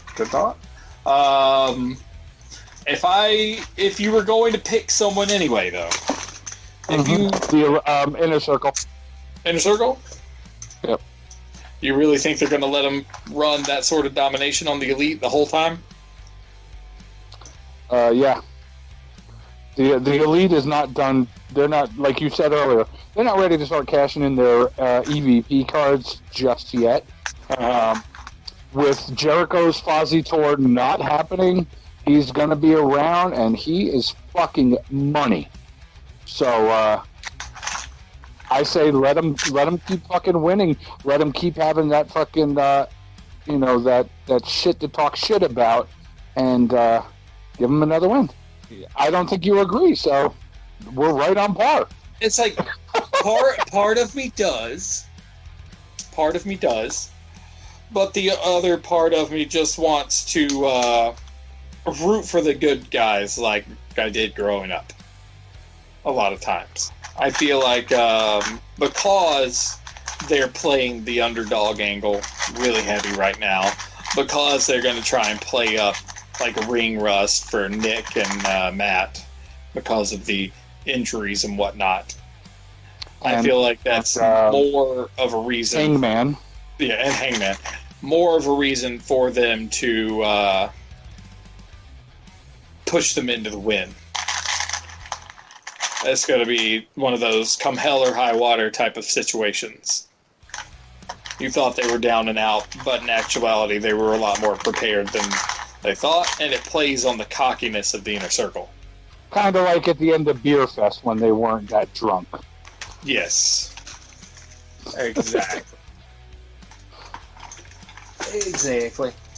That's my thoughts. I'm going to go with lead on it.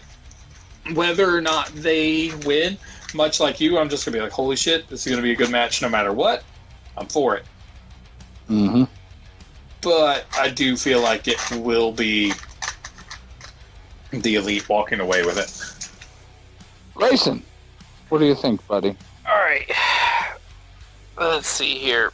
He's got a stretch. He's like, all right, let me I don't. Let me pull out my soapbox. The reason is, I have no idea the way they're going to play it, because what Will mentioned is sort of my thought. We haven't seen Hangman in weeks. We haven't seen the Bucks in weeks. We've seen Omega, and we've seen Hardy, and they've been on the losing end of the stick. So are they playing, since they've been taking the L so long and the Inner Circle's been on top, is this they won last week. You know what I mean. Yeah. But is this the one where it's sort of the, all right, you guys lose, or is this going to be more of the continuation of the Elite not really needing to be together anymore? Because, in my opinion, the Elite can take this loss. Mm-hmm. And it's not truly the Elite, because Matt Hardy is not a member of the Elite. Right. But I'm also trying to figure out how this plays into the tag title picture, because you do have Kenny and Hangman, and they've teased the whole, I'm going to flip the switch on you. Could this potentially be the turning point, the nail in the coffin for that tag team, sort of, to set up their downfall?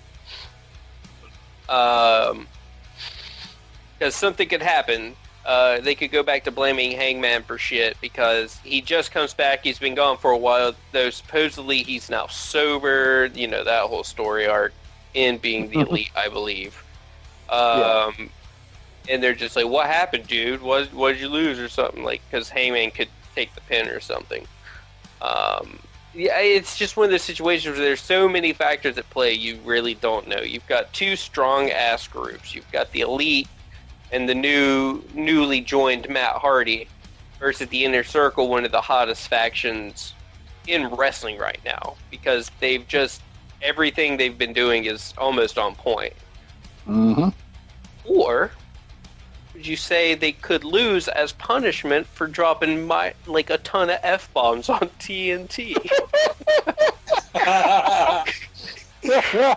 Fucking nailed it.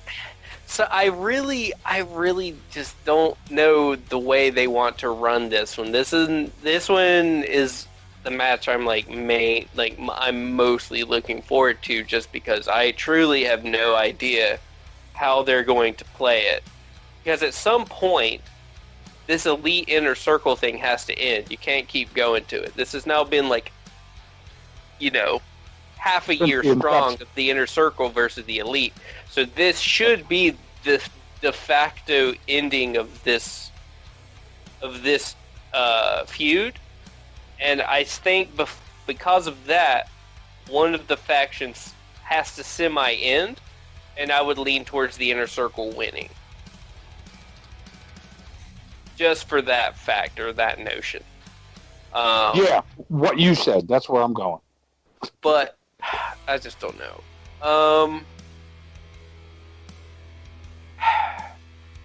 Or it could just be the underdog story and they come back through the depths of hell and pull out a fucking win, because the Elite have the better team. It's Omega, you've got Hardy, you've got the better tag team of the Bucks when you take in the people who they've wrestled with, Pride and Powerful versus the Bucks.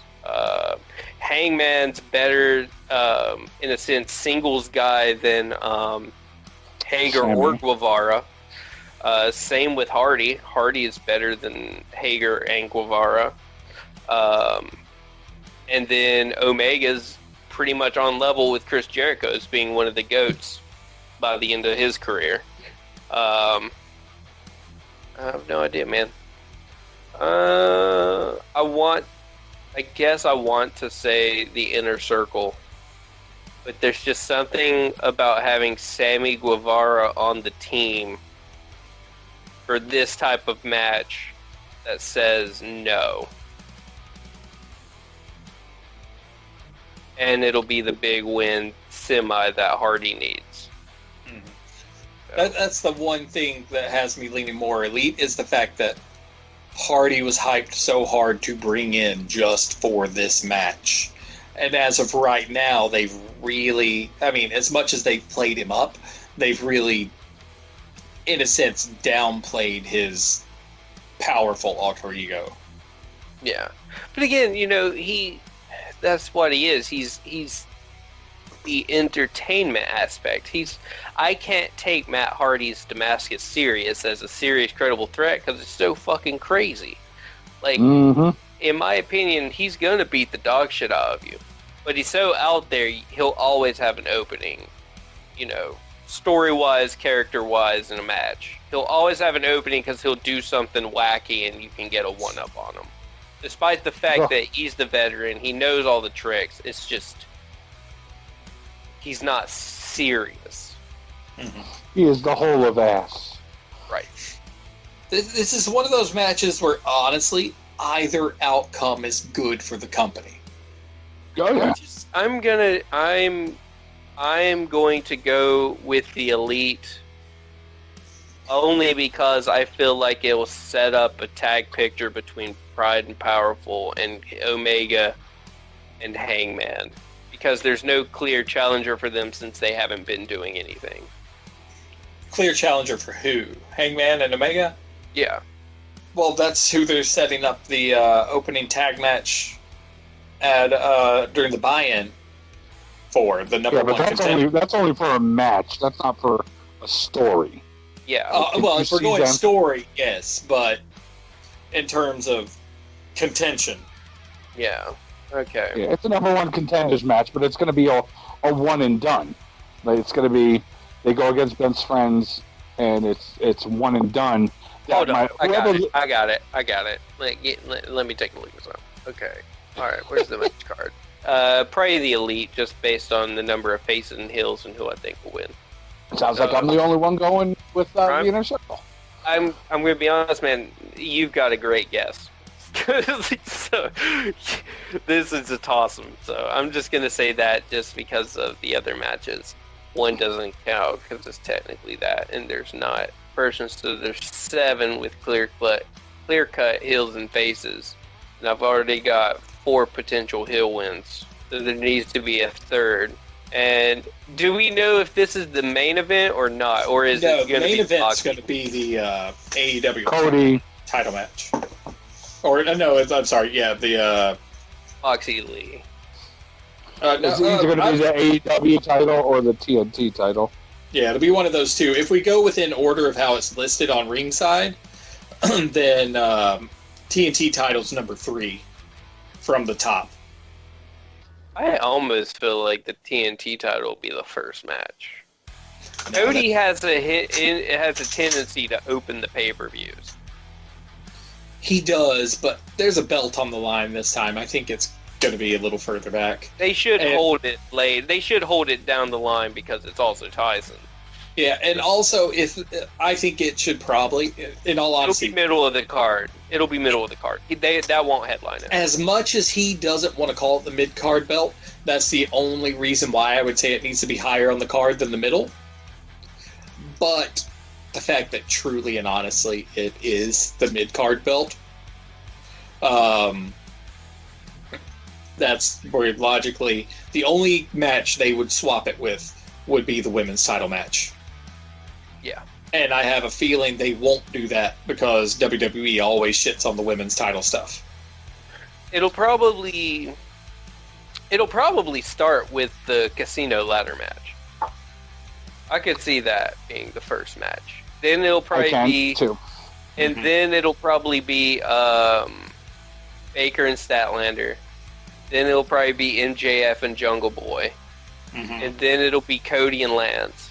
Then it'll be Nyla and Hikaru. Then it'll be the Stadium Stampede, and then it'll be Moxley. Or unless they decide to swap the stadium with the Cody Rhodes match, but at the same time, you don't want 2 title matches necessarily back to back like that. True. You have to have the breakups in there. Mm-hmm. So it I don't know how they could play it, because the crowd will pop crazy for that match, and then you need that buffer match. So you've got to start the pay-per-view off hot. So that definitely means that you'd probably want that casino ladder match up front. Yes. Yeah. Well, if you look at all the novelty matches that they've had, the special stipulations, the battle royal, the ring match, all that stuff. That's all that stuff started off their specific pay-per-views. Mm-hmm. It all happens at the beginning, or it's a buy-in. Yeah. So no different. Yeah. So it'll probably be Casino, Baker. Actually, it could be Casino, Baker, Cody, Nyla, Stampede, MJF, Mox. Yep. That's what I was going to say. Have that MJF and Jungle Boy as that buffer match between the Stampede and the title match. Yeah. That's where I was going.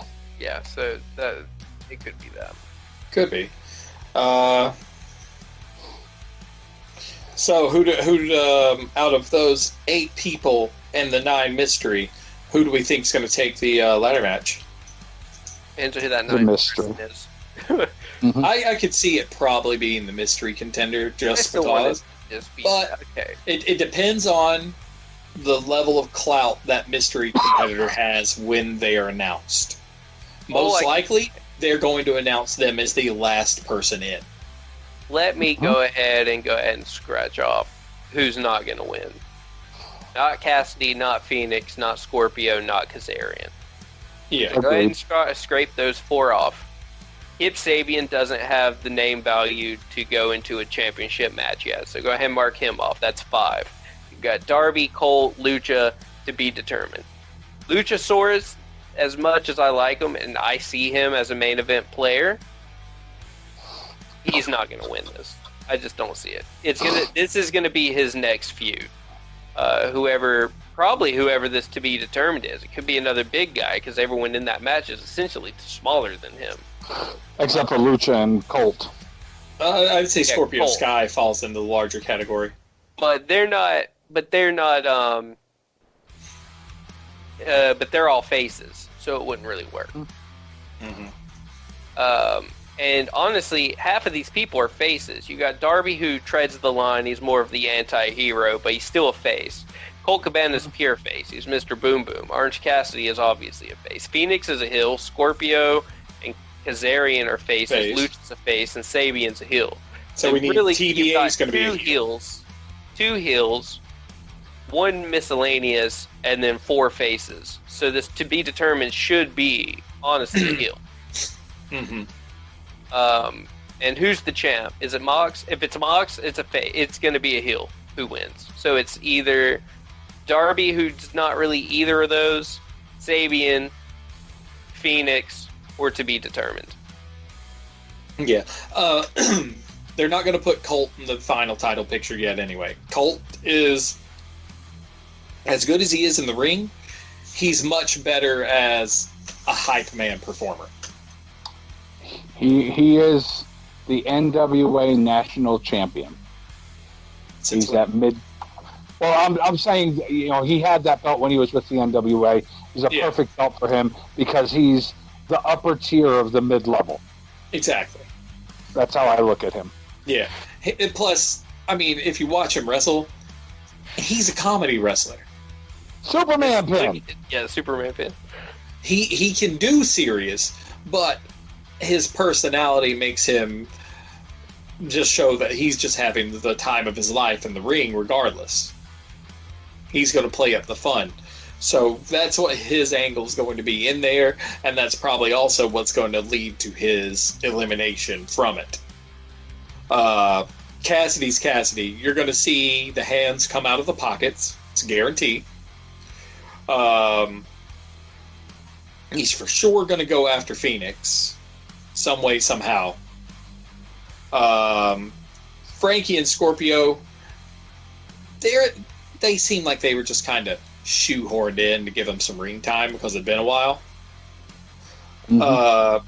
Kip's been built lately, and he's looking better and better. He hasn't had too many wins, but they're really talking up his skill, announcer-wise and commentary-wise. So I have a feeling Kip's going to be in, and he's going to put on a good showing. Luchasaurus, he's hella over, so you know he's going to put in a good showing. You know he's going to dominate for a little bit of the match. For how long? Who knows?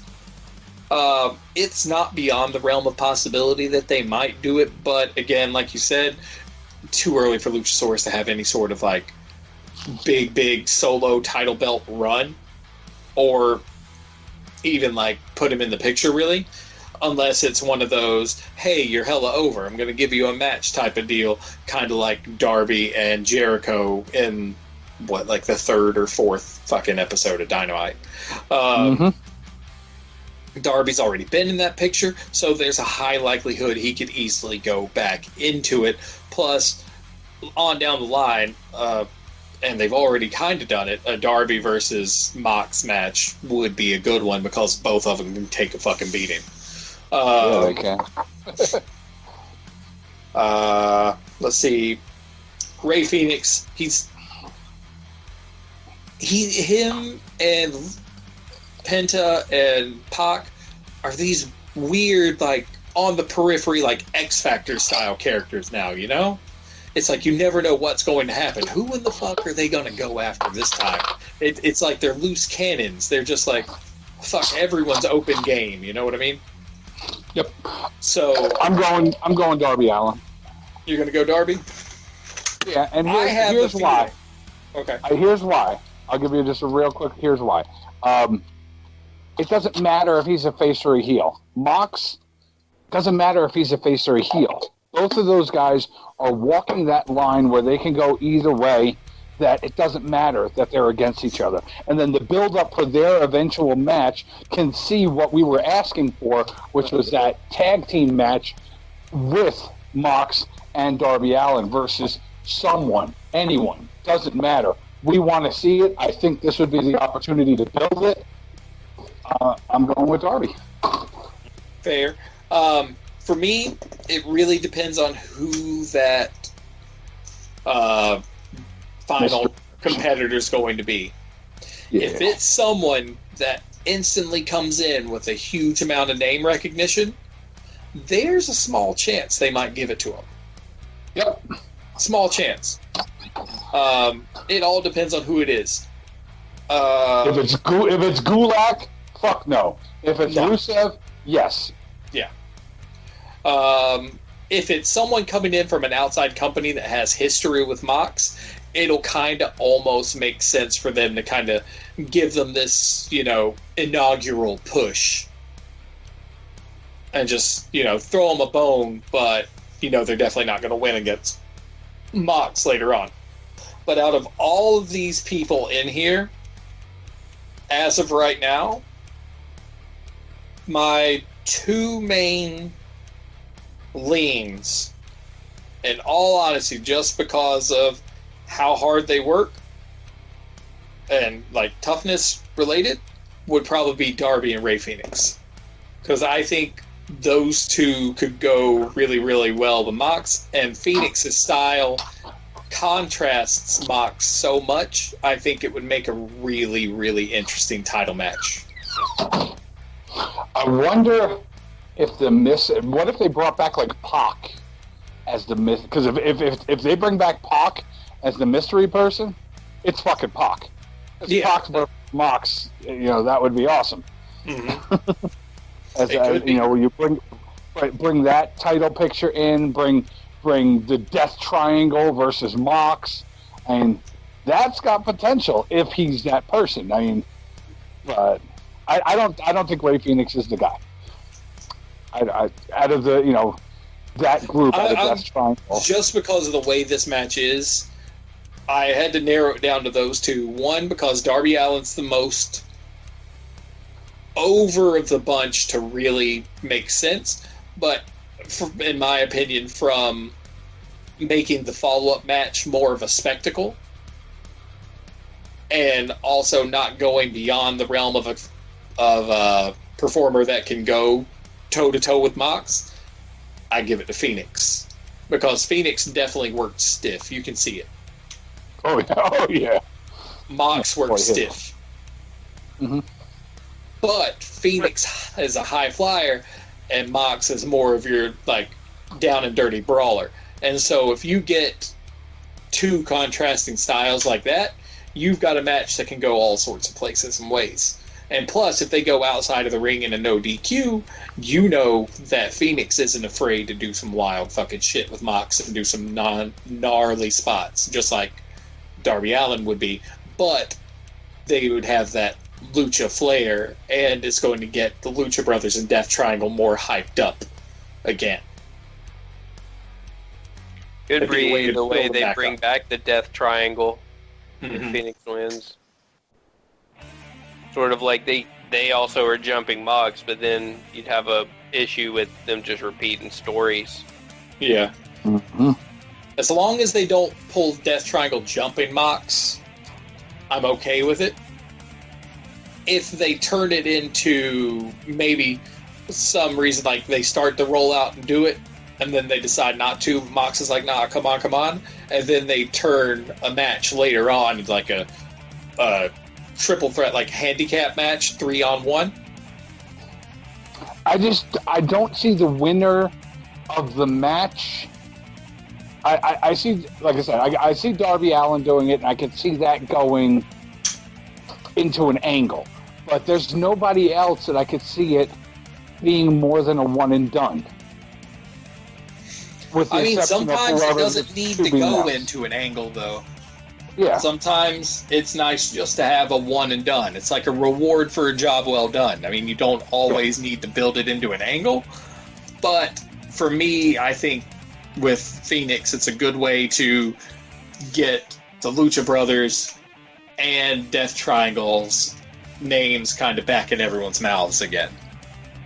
Because they've been missing for so long. Without falling prey to the usual tropes. I think they can do it pretty well without doing that.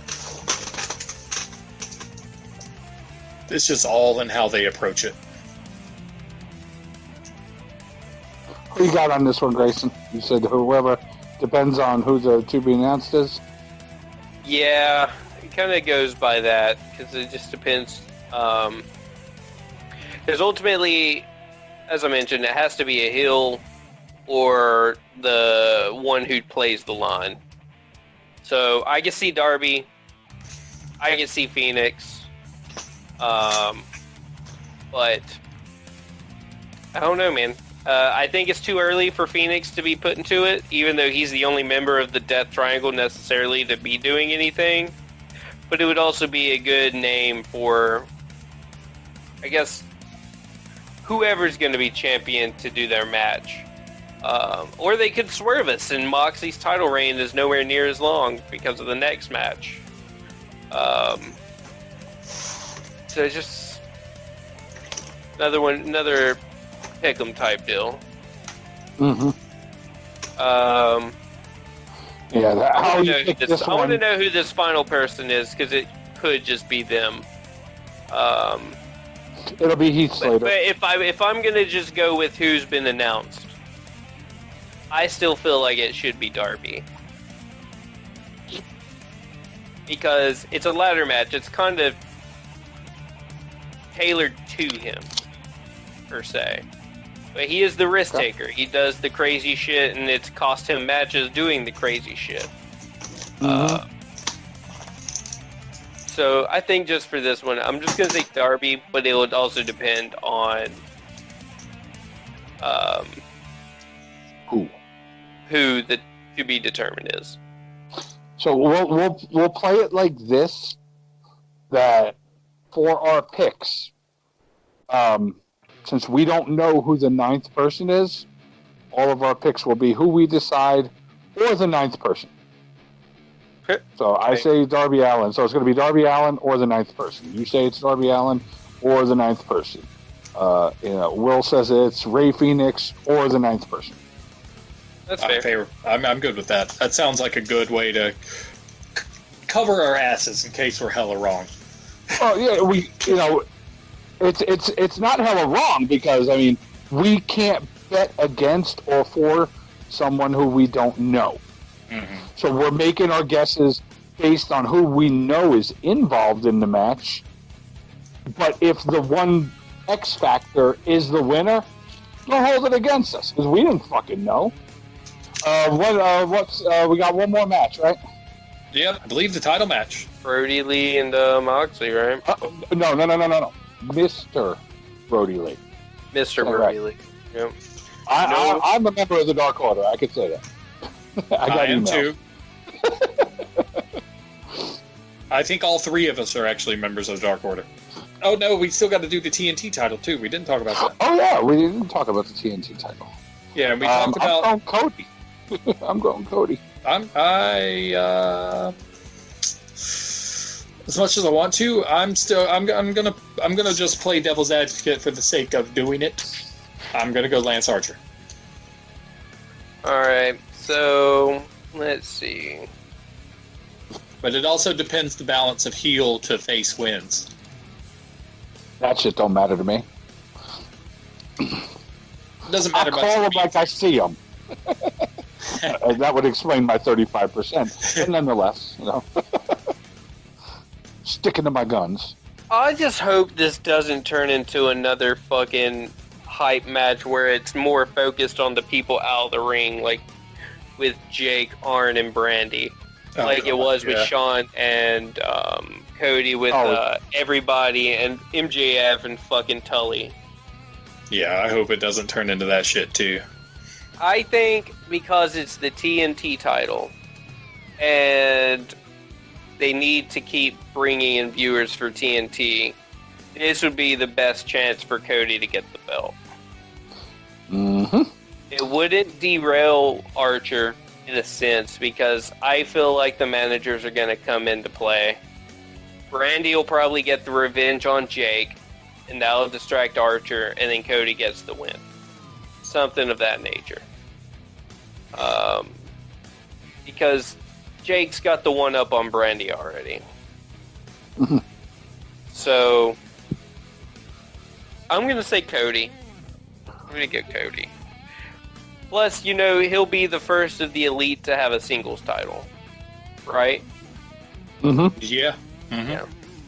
And, Tony is kind of like, no, you guys helped build this company. You guys should have a title at some point. And that's the reason Kenny and Hangman got the title. He was like, no, that's literally something people want to see. And since it's been so long, Cody can never challenge at this point in time for the other title. Might as well give him this one. Or, the enter for the beginning and then pass it on to somebody. The only thing that would make me lean more towards Cody getting it is just the fact that I could see Tony Khan putting some sort of little hiccup in the clause for becoming the first ever TNT title or holder to where you automatically get a shot at Big Plat no matter what.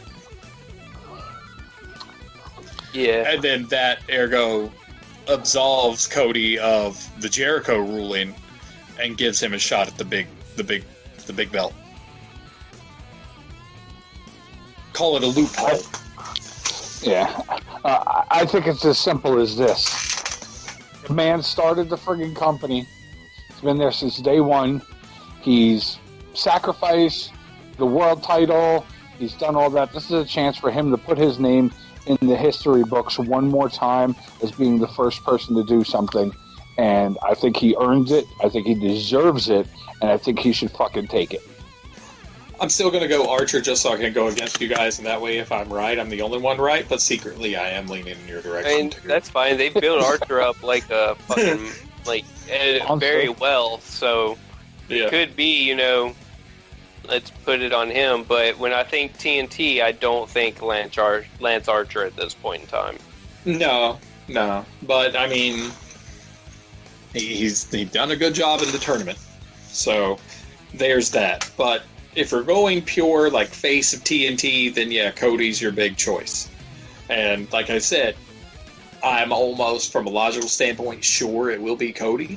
But for the sake of mixing it up a little bit, I'm going to go Archer because he has a pretty good chance if we run with his just being an unstoppable force of nature. But, hey, we'll know on Saturday. Well, let's see. We already talked about the women's title more or less. I still feel like Cheetah's going to get it. I think Nyla. They built up Nyla for so long to give it to her and then strip it from her, like, not long into it. Because it's a no DQ match, only because it's a no DQ match, I'm going with Shida. Because it being a no DQ match gives her more of a chance.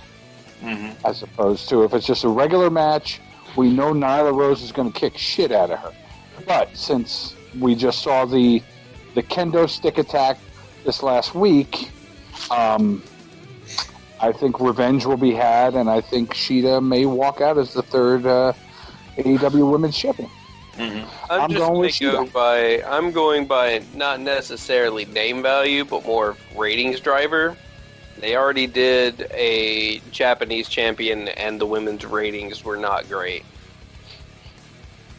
The two are completely different. The two are completely different. I know where you're going, John. Yeah. But still. And that's saying a lot, me going against Riho. The American audience likes simplicity, and Nyla Rose is easier to say. In my opinion, the reason I'm going with that is, like, my argument's very similar to yours. The reason why everything was down on the women's stuff because of Riho, one, there was a lot more suspension of disbelief you had to have to really believe that this 50-pound soaking wet tiny Japanese girl could handle herself against the behemoth that is Nyla Rose. I still don't think she should have won the belt that first episode of Dynamite. I don't. Nyla Rose should have won it.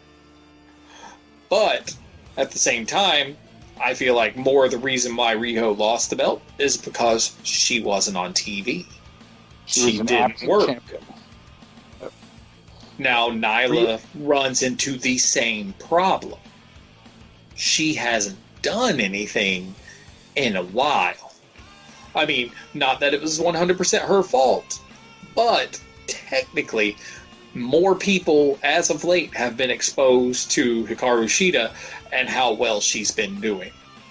Number one ranking for 4 weeks in a row. Yeah, so in my opinion, that gives her the edge from both the freshness in the ring standpoint and a viewer standpoint. She's fresh on the mind. How she works is fresh on the mind. Everyone still remembers Nyla and how dominating she was and her sneak attacks, etc. But they've seen Shida go up against a lot of the big names in the women's division. And even Statlander, Breaker. I mean, she's gone against all of them. Yeah. She has gone against every name in the women's division. And she has looked strong in all the matches. They've played it off really well. It's like she never, like, straight up dominates a match, but she never gets dominated in a match. It's not, and it's also not one of those where it could go either way types of matches either. Which is all the reasons why I think she's getting the win on Dynamite tomorrow night. But I feel like she's going to walk away with the belt on Saturday, just because she's been in the public's eye a lot more recently. But again, this will be one of those things, only Saturday will tell. So, shall we move on to the big be-all, end-all match? Big Boy Mox versus Mr. Mister? Yes. So who do we... I'll tell you who I got. Mox. Mox isn't losing the belt yet. Yeah. He's gonna find a way to get it back. We may see the introduction of an ally of one of his as a Dark Order member with a mask on and reveals himself to be Drew Gulak or Sting. Slater. Sting, That would be ridiculous. No. the Revival, the Revolt, whatever the hell they're called. It could just be a rehash of the NWO. NWO's running rampant, kept growing, Sting comes in, that type of deal.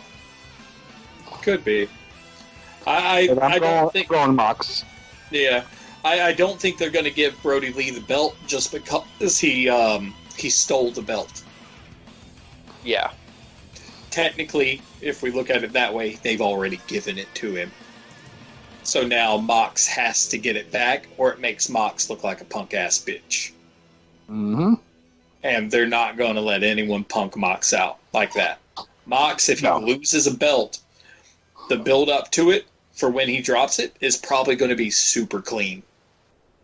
I'm not going to say it's going to be like clean, like every match is going to be nice and pretty. I'm saying it's going to be clean as in there's not going to be any shady shit, but they're definitely going to do some hardcore shit. It's going to be down and dirty like that. It's just going to be clear-cut, clean winner when Mox does drop the belt. There's been too much underhanded, shiesty shit from the Dark Order right now to really merit them getting the title.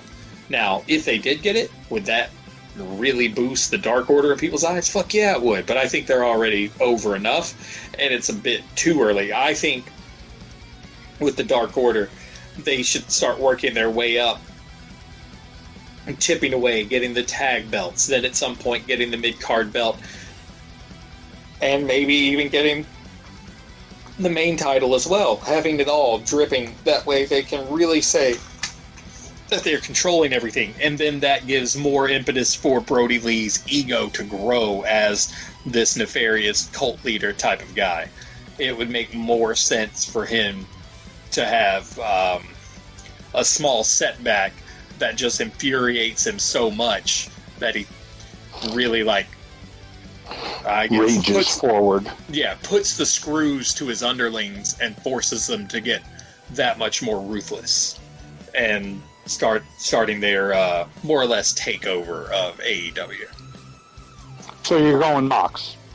Of course. I had to get into the full story of it all. That's half the reason we've been recording for so fucking long today.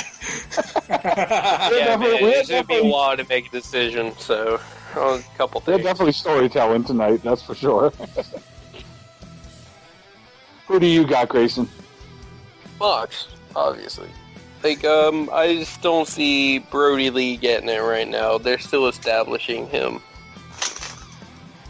He's already a force to be reckoned with, but he's not.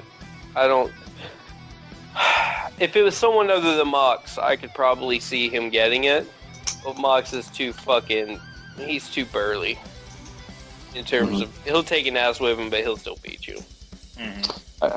I think I've said it before when they first announced this match. This is just fodder. This match is just fodder until they determine who is really going to be Mox's next opponent. It's just fodder. There's no other way to describe it. It's just extra mild storytelling with a rehashing of past NWO shit. A large group against one person.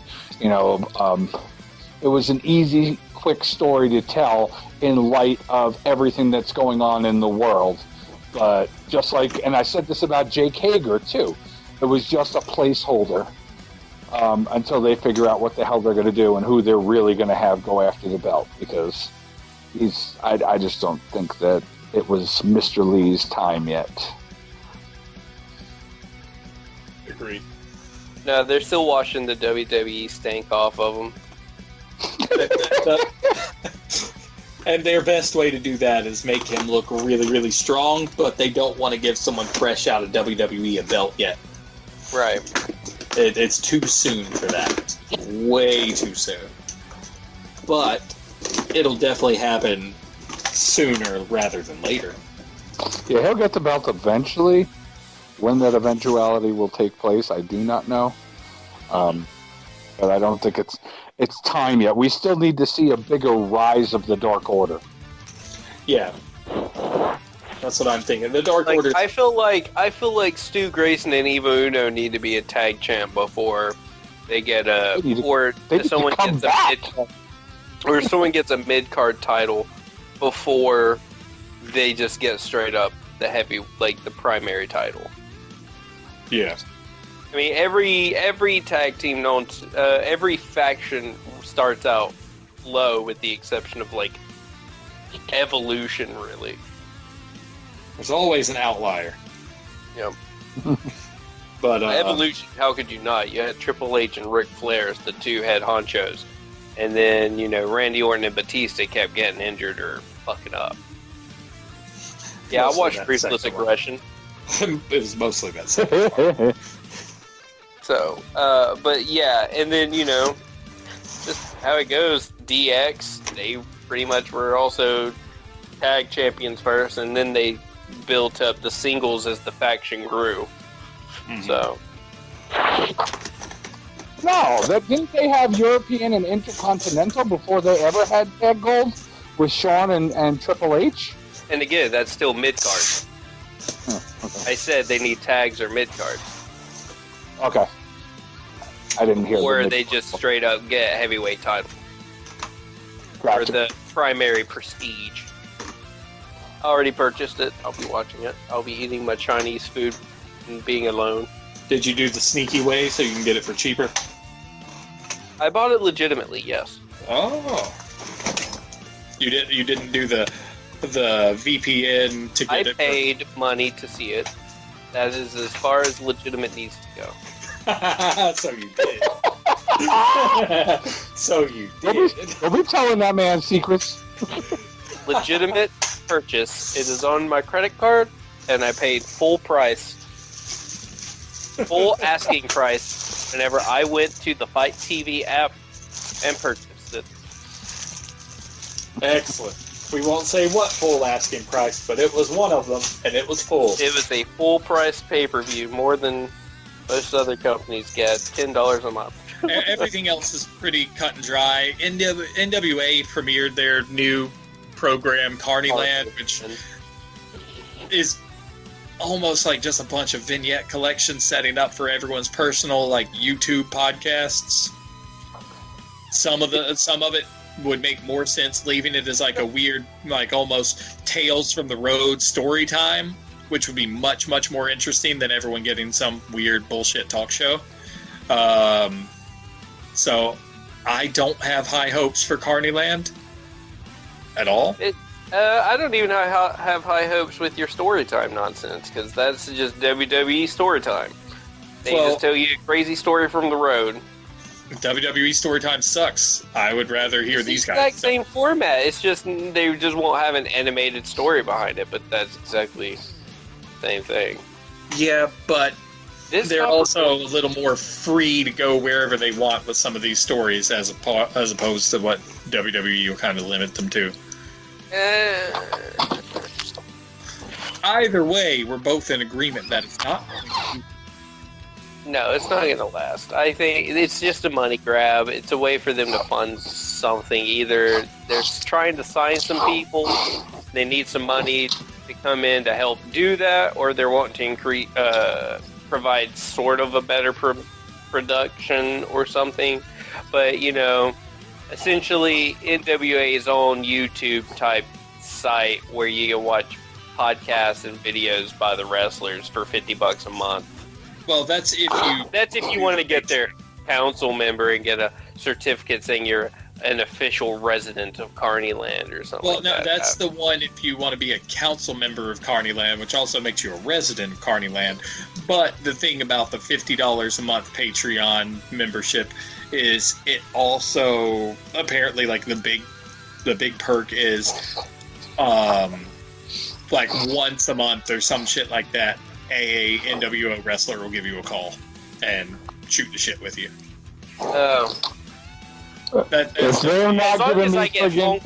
would do that as long as I got Mr. Karate to call me all the time. And go, Karate. And that's it. I'll do that.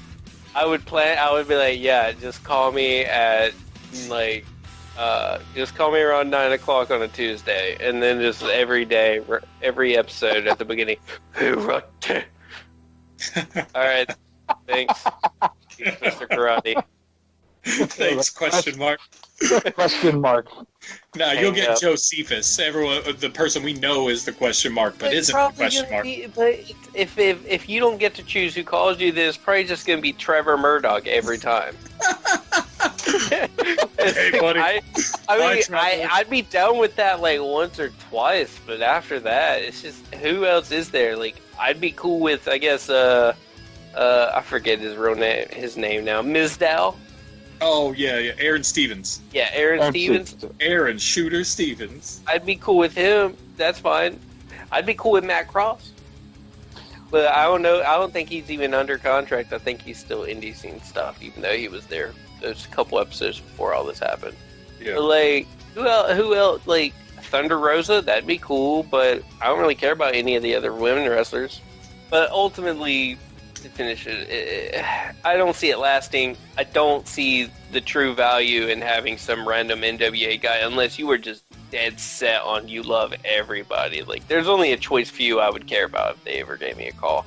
I know you also get like a discount in their store, but again, I don't really buy wrestling merch that much.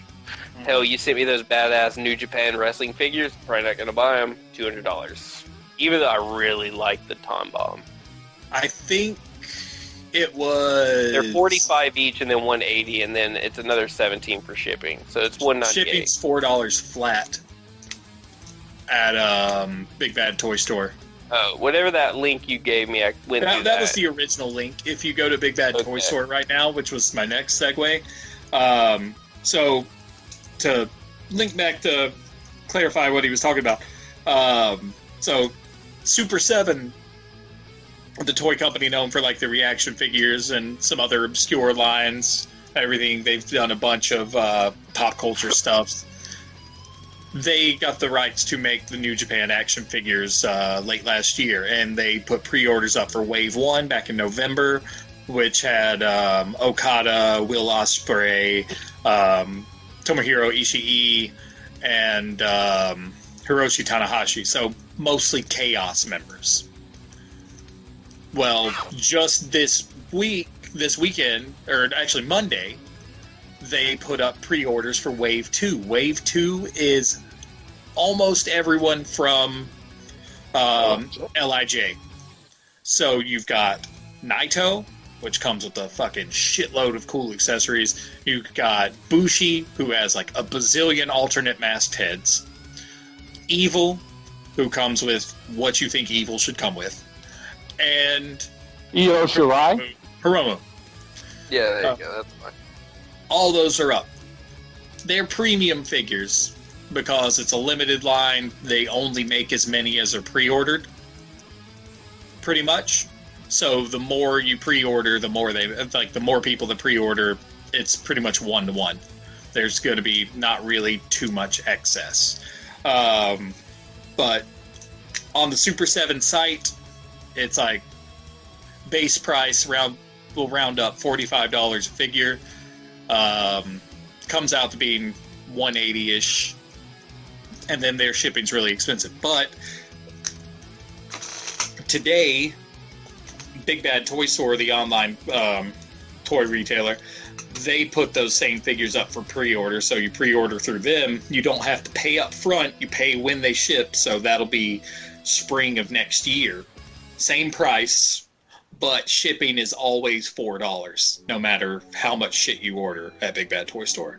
So if you're on the fence price-wise, shipping would put you into the $200 range if you ordered straight from Super 7. But if you ordered from Big Bad Toy Store, you're still... You're at 184 plus tech. 184. Yeah, you're saving some money, period. If you're going to cherry pick, Wave 1's the best to cherry pick from. Wave 2, for me, was, I'm all in on that one. I bought them all. I like the Wave 2 way more, like... Oh, yeah, that's why I said... Ichi, like, whatever, like, his figures, it looks just fucking like it. It does, but bitch you basic. Yeah. Like, Like, that's it. It's just him, and he's a very plain looking. Yeah. I ordered Osprey and Okada, and that's it. Yeah, they were solid. And I think I ordered maybe 2 of each of those. I think. I don't feel about that. I think I bought 2 just so that way I could tear them apart and see if their parts worked for other things. Yeah, I gotcha. Yeah. But that's one thing I'm looking forward to. That's one big thing on the New Japan front. They're getting some more merchandise out. It's a slow roll because they're premium format figures that you don't see too often. Imagine like NECA stuff, but they're higher end releases. Then, other than that, the only other thing out of New Japan, Tama Tonga talking a lot of shit to Kenny Omega for all his buddy kissing. Yeah, but kissing. It's like, we're not done, bitch. Oh shit, that was funny. But that's pretty much the past week in a nutshell, everybody, and things that we think are going to happen this week. It's going to be a hell of an edit party for Zach, and we apologize in advance. We hope you like listening to it. Yes, we hope everyone enjoys listening to this. We had a lot of fun. And that concludes another episode of Post to Post. Like sands through the hourglass, these are the days of your lives. Thank you for spending it with us. Brothers of Discussion and Drummer John out! Peace! Listen to Ann the Polar. Yes. Oh yeah, and yeah, definitely. Follow us on all the shits, because we are on like all of them, except Instagram. Yes. I take a lot of shits. Don't follow John's shits. They're unhealthy. Yeah. You don't want to follow my shit. And with that, we're gone. Bye.